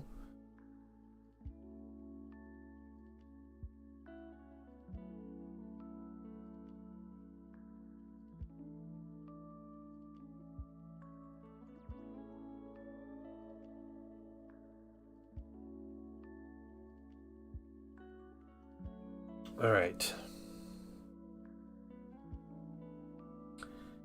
Let's see. We're gonna lighten up this gray.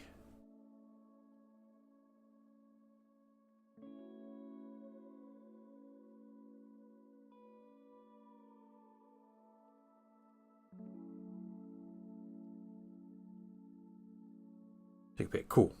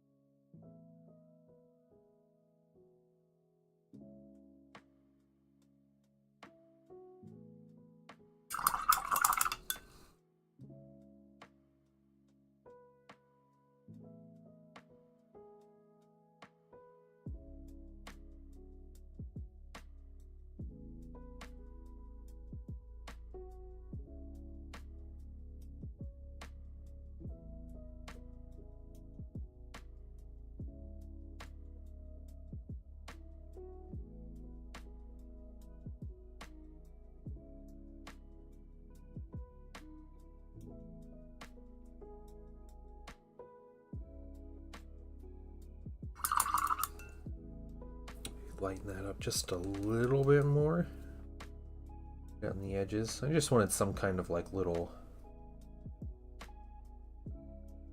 effect. want to buy Farsight as well. Man, this mini's been a lot of fun.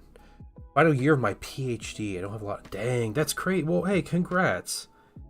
And good luck on your PhD. That is way more important than mini painting. And hopefully, once you get established in your career, you'll have, you know, plenty of money for this expensive hobby.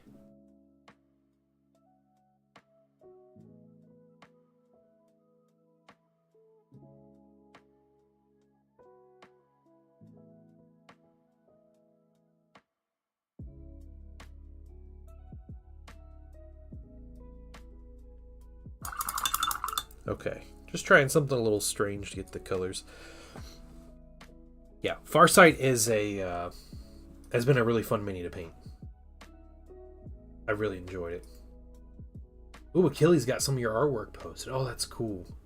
Like a dude fighting a demon? Is that what that is? It's cool looking, man. Great sketches. Great sketches, IDK.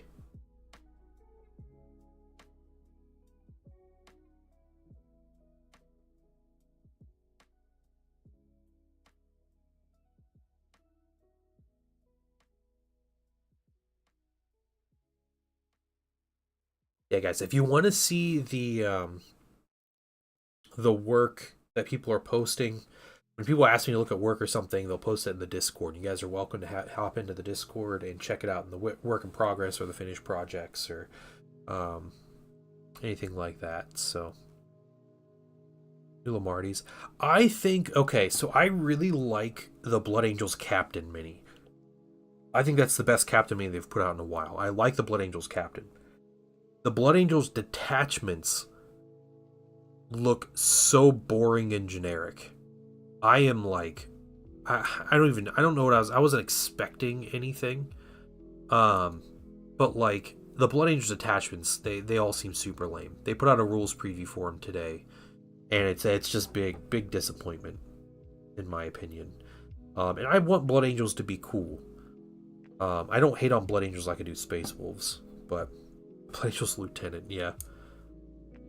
Blood Angels don't use lieutenants much. They gotta put their points towards sanguinary priests and stuff. I think the one detachment that has potential to be coolest is the Death Company one. But I think what we've seen is the detachments that require you to lose half the squad before they get their bonus don't seem to do very well. Yeah, the Sanguinary Guard are pretty bad. Yeah,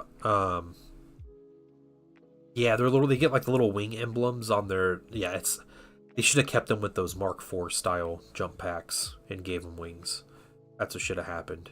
But, you know, I'm not the miniature designer, so that's what I was gonna do. Okay, there was another thing. Let's get a good color here.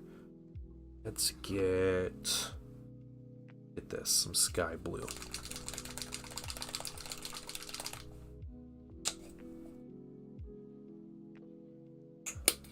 Okay.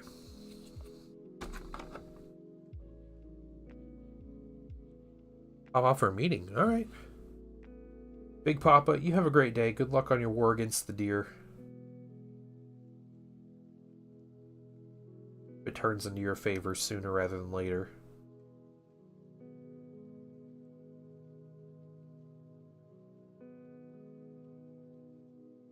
Do a bit of extra on this, and it just looks gray right now. Added that sky blue.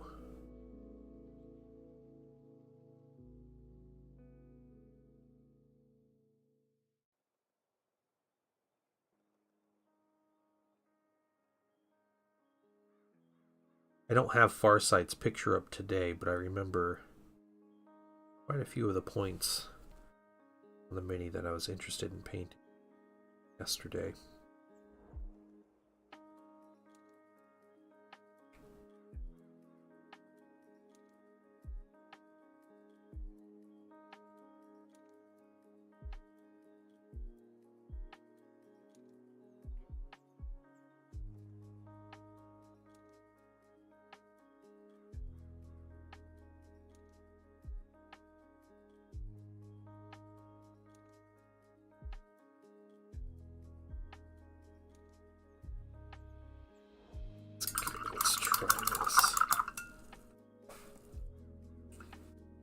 Jutsu Kaisen manga panels. You should give it a read. Yeah, I'm not like a fan of anime. Not personally like an anime fan. But I am sure there are plenty of people that'd be happy to chat about that. Where's Loki? I'm sure Loki's read it. Jujutsu Kaisen manga, manhwa. And how you pronounce that? I don't know how you pronounce it.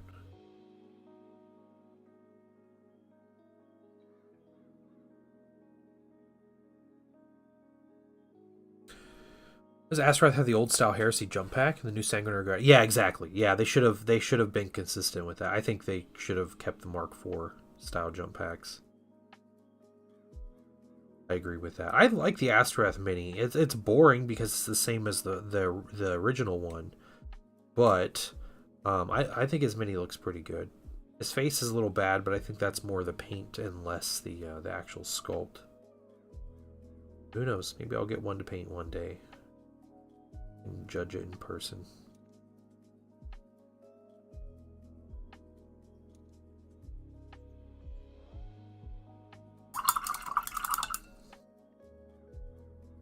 Yeah, Lomarty's mini looks good. Good.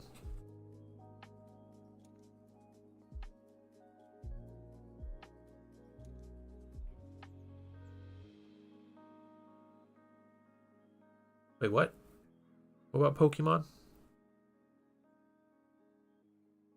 Same I watched was Cowboy Bebop. Girlfriend asked me what's the deal with anime and figured that that's a decent one to start with. Okay, yeah. Yeah, I've watched a couple things. Like I just can't get into it. I watched what was it? Like Castlevania is about like the most anime thing I think I could get into it. If the credits are as long as 100 years. Oh, really? Oh, that sucks. Oh, that's something I need to do.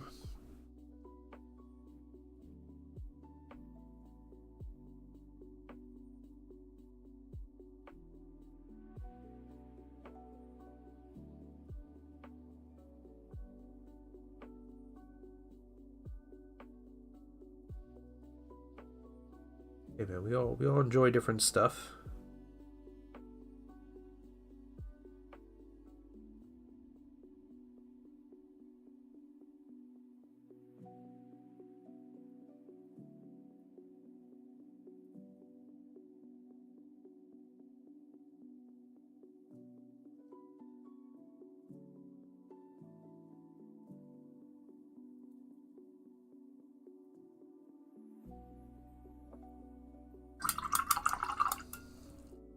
Okay, we'll highlight there. All right, Shadow Sun or Farsight just needs a little bit of time for his. You don't watch it, you just read it. Okay. Need that base to dry, and we can continue working on this base. But I'm happy with how the mini is looking right now. I don't think I need to go like super crazy with more details on them. So I'm pretty happy with everything.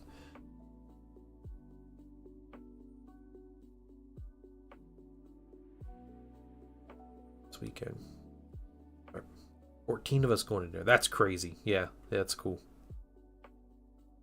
Okay. So let's set you up. Good job, Farsight. You done good. Actually, real quick, I just thought of something.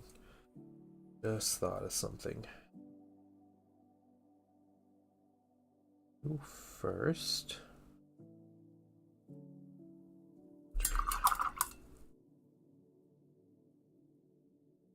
It sounds like a fun weekend. I don't know what I'm doing this weekend.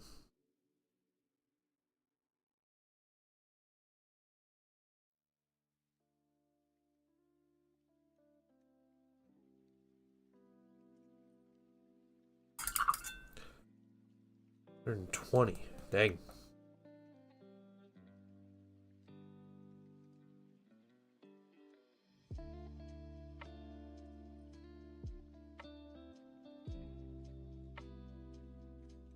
A lot of people.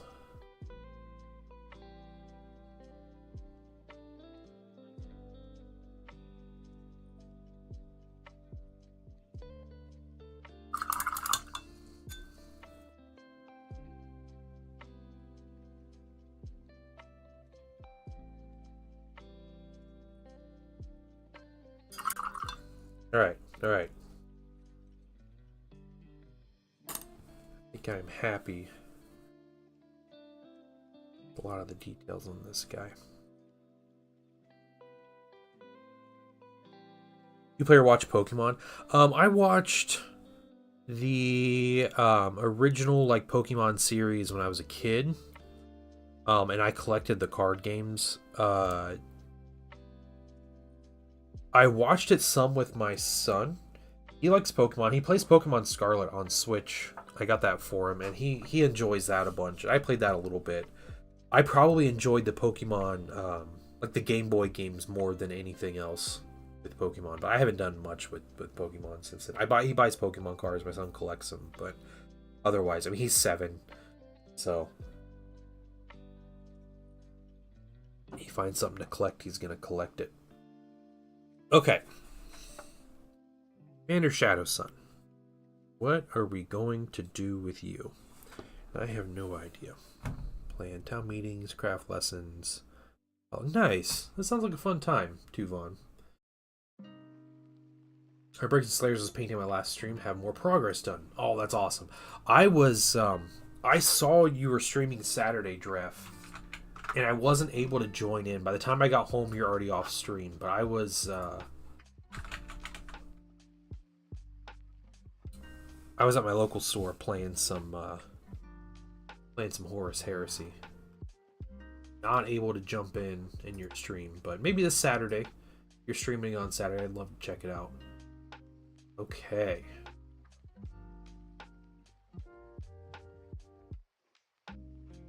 Got some cool details. Oh man. All right. Well, let's go ahead and get started then.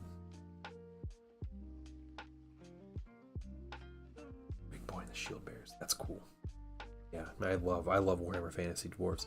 And Total Warhammer just got a big update, and they added a bunch of stuff for dwarves. I'm really excited for that.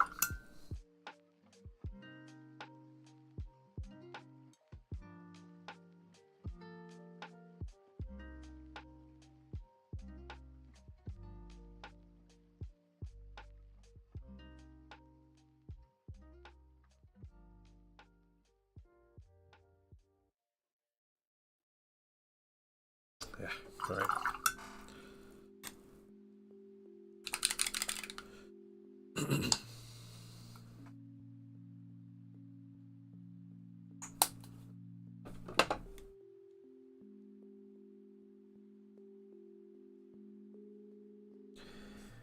Can't get this coat of black down.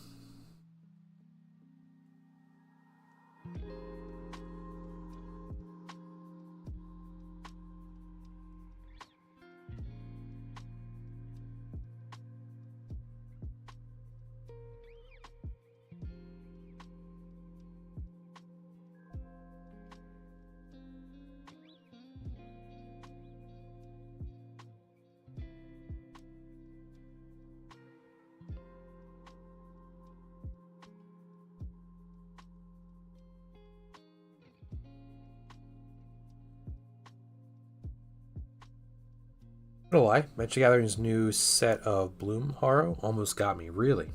How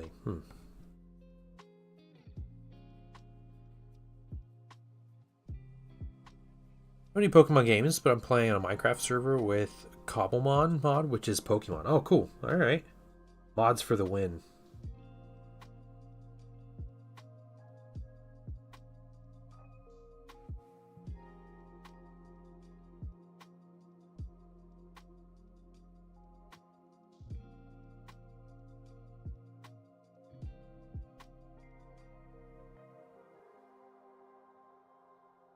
Okay, so moving up. Front knee plates are black.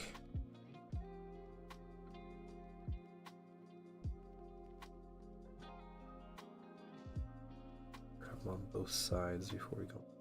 Nice.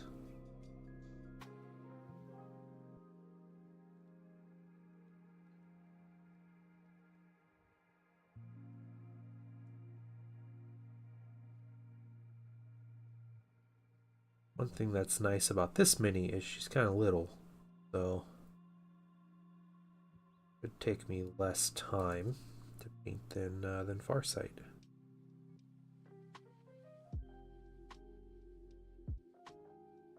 My goal would be to finish putting paint on her tomorrow, so I can just do some basing and finish up these minis over the weekend. Work calls and abouts for the day. Hit me if you would talk shop about podcast stingers. I want to pick your brain about a project I'm wanting to do. Okay, sweet, Blue. You have a great day, man.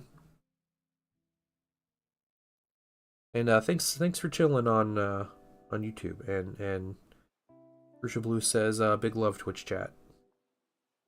It's off to go back to work.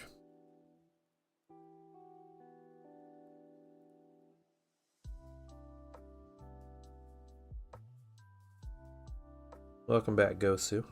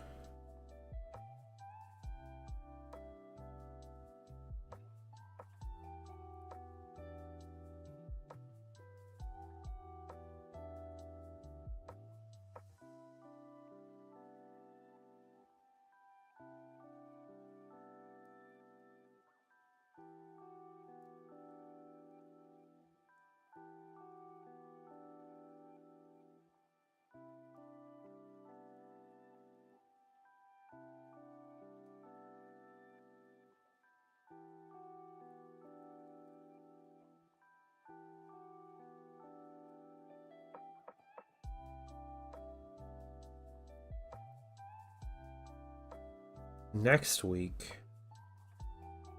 I'll be painting Warhammer Fantasy. Should be fun. And some old world minis to paint. The commission, I'm pretty excited.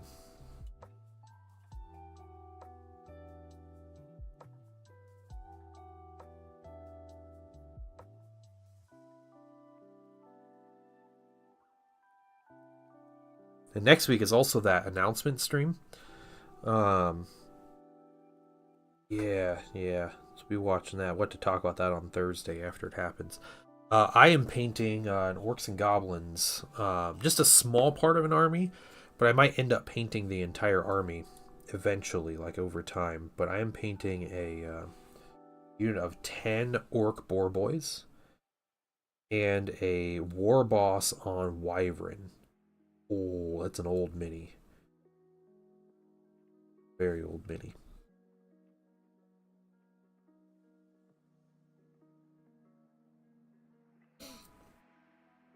Old Fantasy works nice.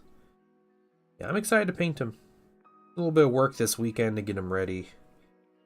A little bit of assembly stuff, a little bit of touch-ups. I'm gonna do some airbrushing and prime them. And they're just gonna be painted like kind of like classic orcs. I'm not gonna do anything crazy with them.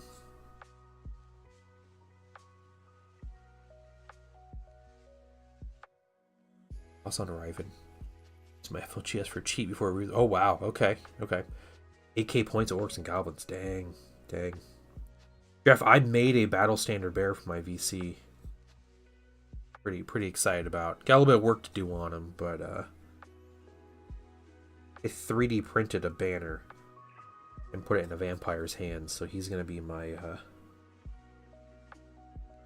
battle standard bearer. Okay, let's see. Moving up the legs.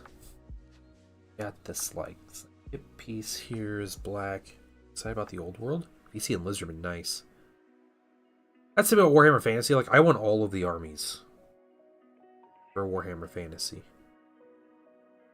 I want to be like Steve from Mountain Miniature Gaming or whatever. Just has everything.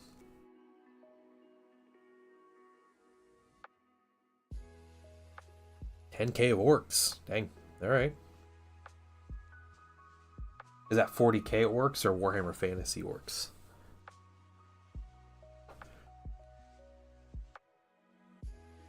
Yeah. You know what? You know what's funny too? I cheer so hard for Luca every game. Because Luca is the best sport ever and he always loses. In the past couple weeks, he's won like 3 or 4 games and I've been freaking out. Like, I've been so pumped for Luca.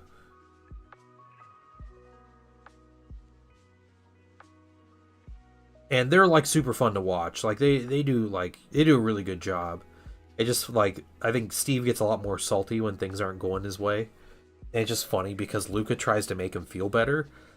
So like he one shot a giant one time, like on the first turn, and he's like, all right, Steve, just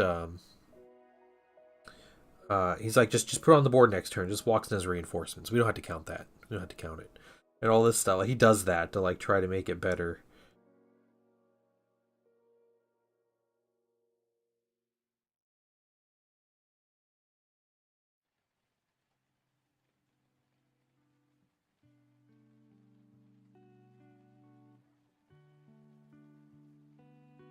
Yeah, it doesn't matter what army they're playing. I'm always cheering for Luca.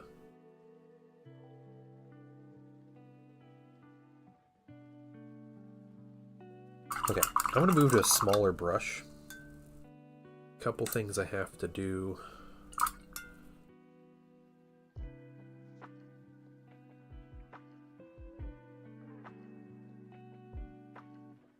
Horrible painting. That's all right. All right.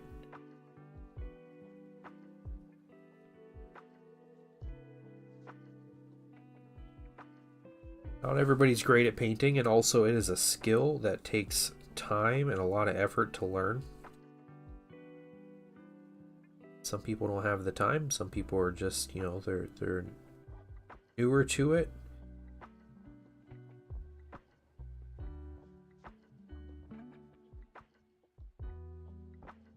It is what it is.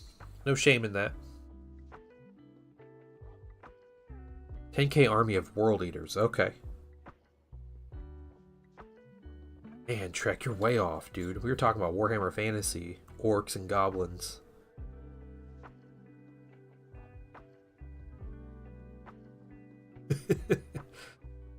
Ever practiced to draw? This skill just came. Yeah, okay, yeah.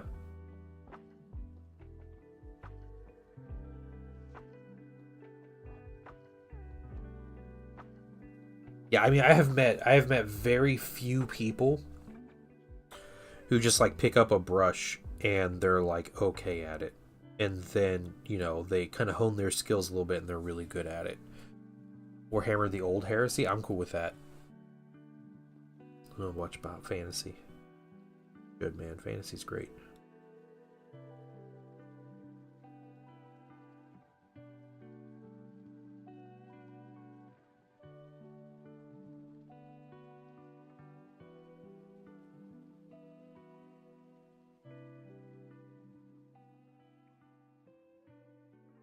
And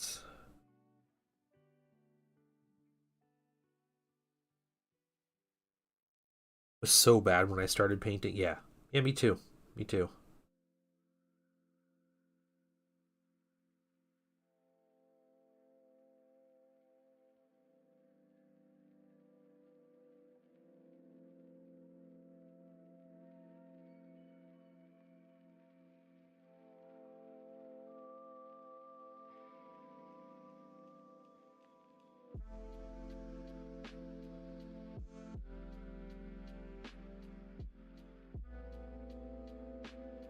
We're gonna try to do, guys. We're gonna try to get base colors on this mini real quick,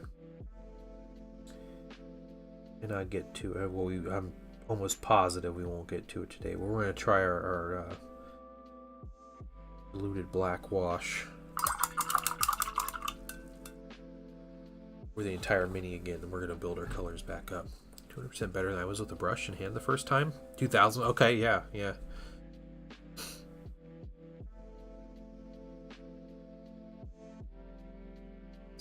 Okay, finish these arms. Pieces right here.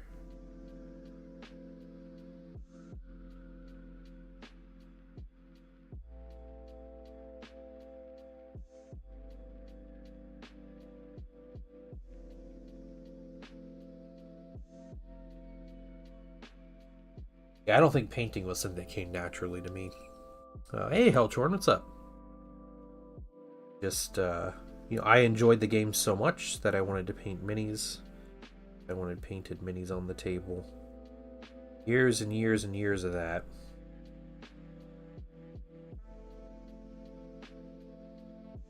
So,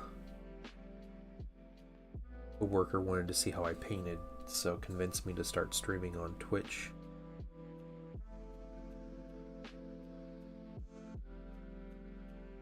Turn that into painting commissions full time. Now here I am.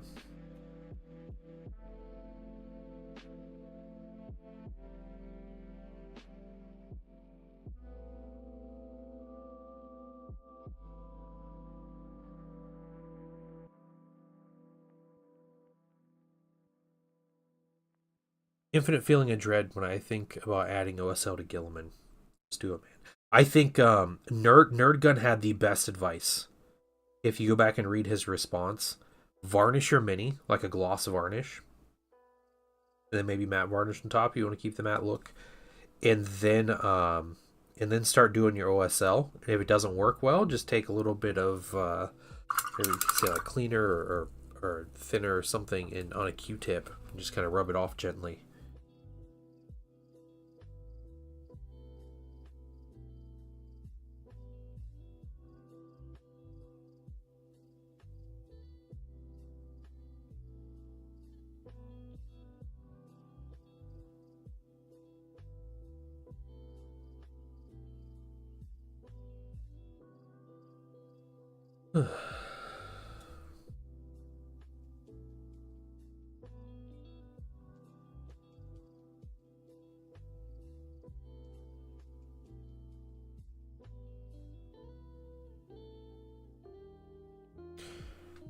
Surface make it run easier.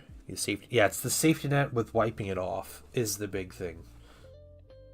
And if you've seen Nerdgun's minis, you know that guy is like he does OSL like crazy. So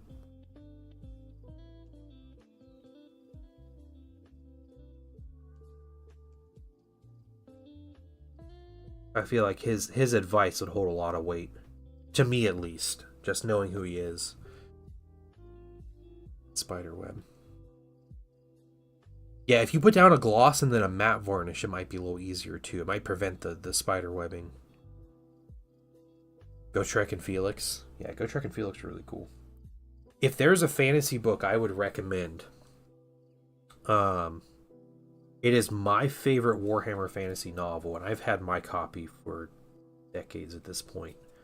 I think it's been more than 20 years I've had this book, but called Riders of the Dead.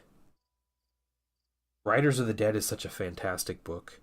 It's about two men that live in the Empire, and they're brothers, and they're called demi-lancers, which are like knights in training, basically. And they fight in a battle, and they get separated, and you kind of see their like divergent stories of what happens after that battle and everything. Absolutely incredible book. It's written by Dan Abnett also, who's like the guy. Super, super gory and descriptive.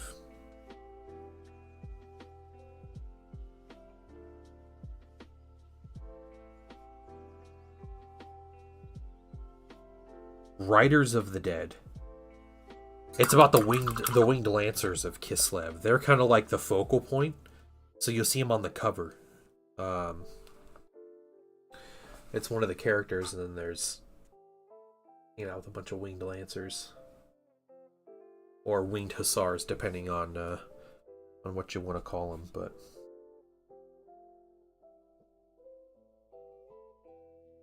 I've never actually read Gotrek and Felix. Gotrek and Felix. However you pronounce it.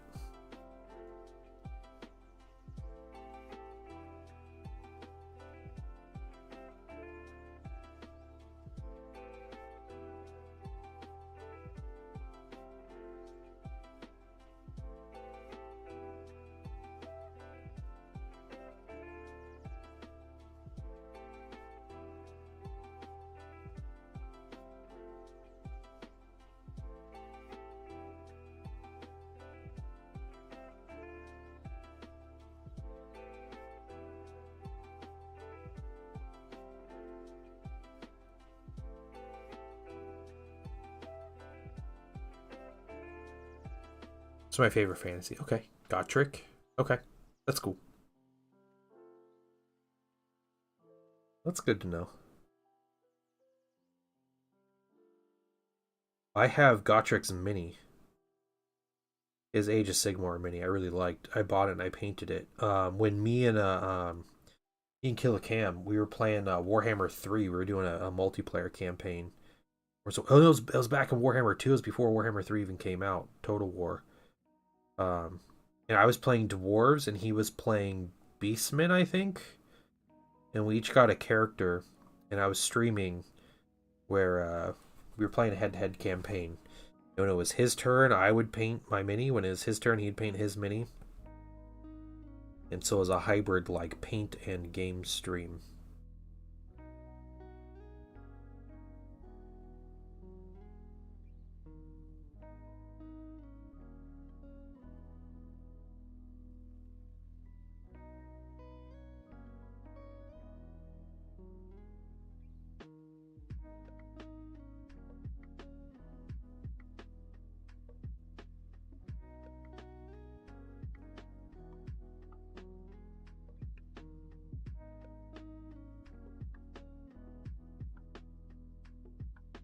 On the chassis of the Trek bike. Small painting of Gotrek, alright. Gotrek, hahaha. Re-verify my account for continued chat. That's weird. That is weird.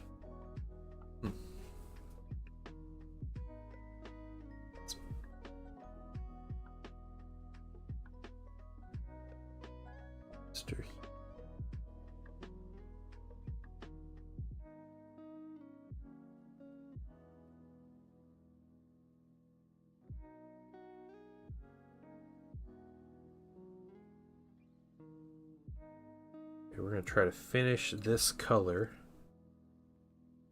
before we end the stream today.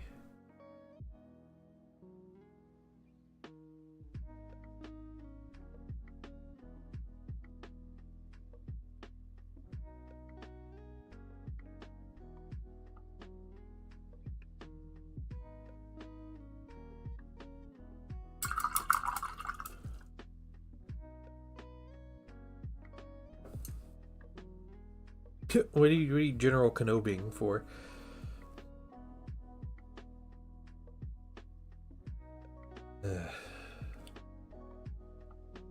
New model.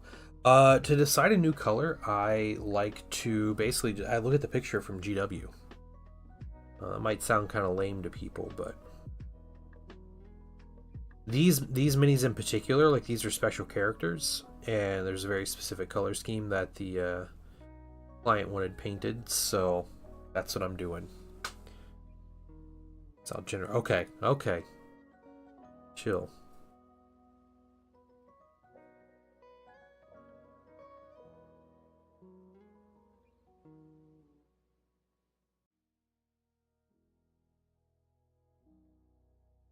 For bits.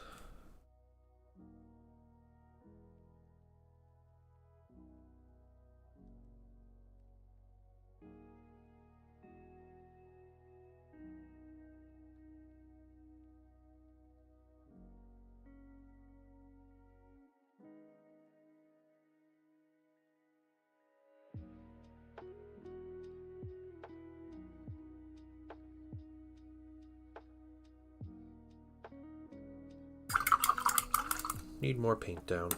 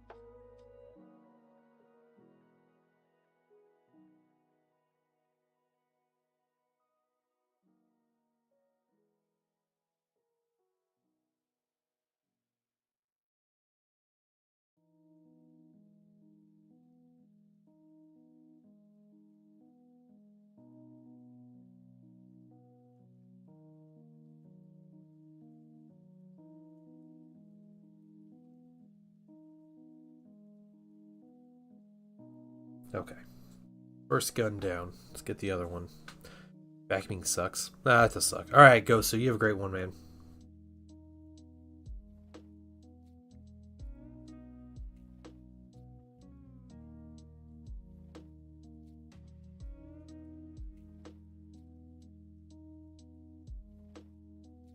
Do you like clean windows or vacuum? No. Probably clean windows, to be honest.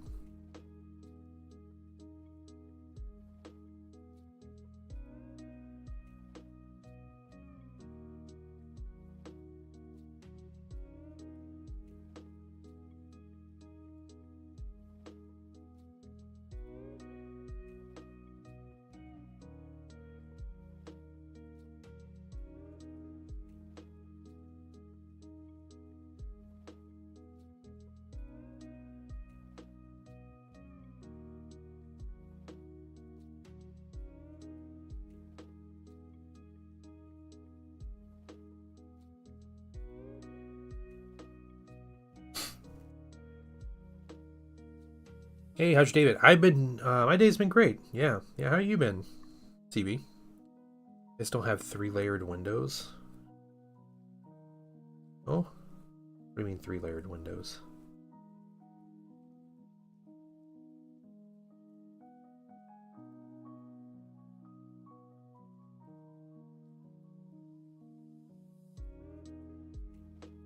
Doing good. That's good to hear.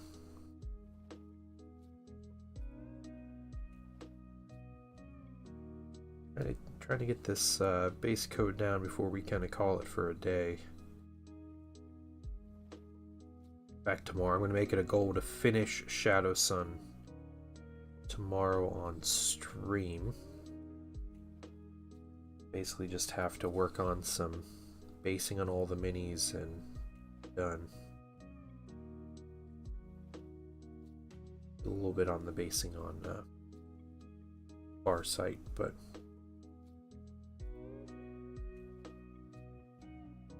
installation purpose. It's a Finland thing? Okay, okay. We have like 2 pane windows, which are like in between they put, is it like argon or something in the middle of them, which like keeps, like it like insulates. Yeah, I imagine Finland has some pretty intense windows. That would make sense.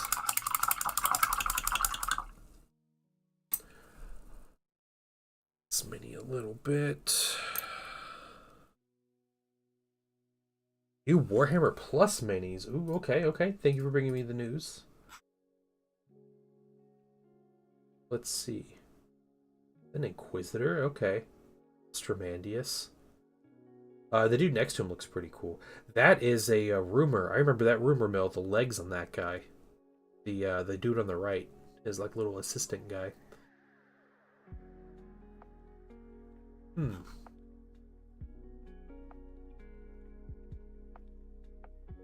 Oh, those are Cities of Sigmar minis. They look okay. The Inquisitor looks pretty good. I like his sword. I like the little mini next to him.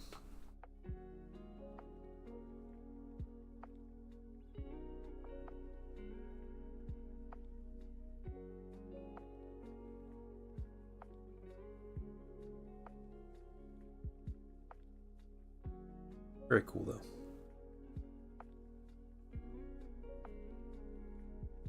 Thanks for letting me know. They don't have the most... Yeah. Inquisitors did nothing wrong. Sure.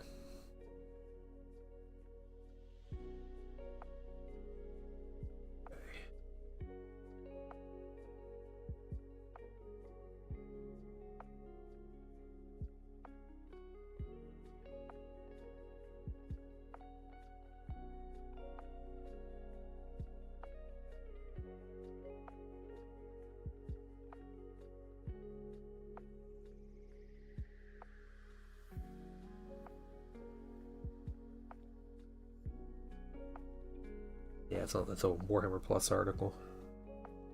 Or Warhammer community article.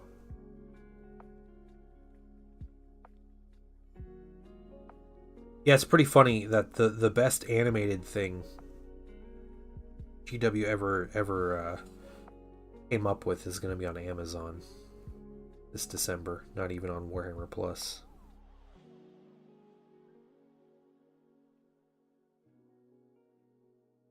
It's funny too because they talked about in their like report, their annual report or whatever, that like Warhammer Plus is making money and growing. And it's funny because they put no effort into it. So I don't know if they're just going to abandon it and let it make its money and just, put out 2 new miniatures every year for Warhammer Plus subscribers. Or if they're going to, like, try to expand it. I have a feeling they're just going to do the bare minimum and make the money from it.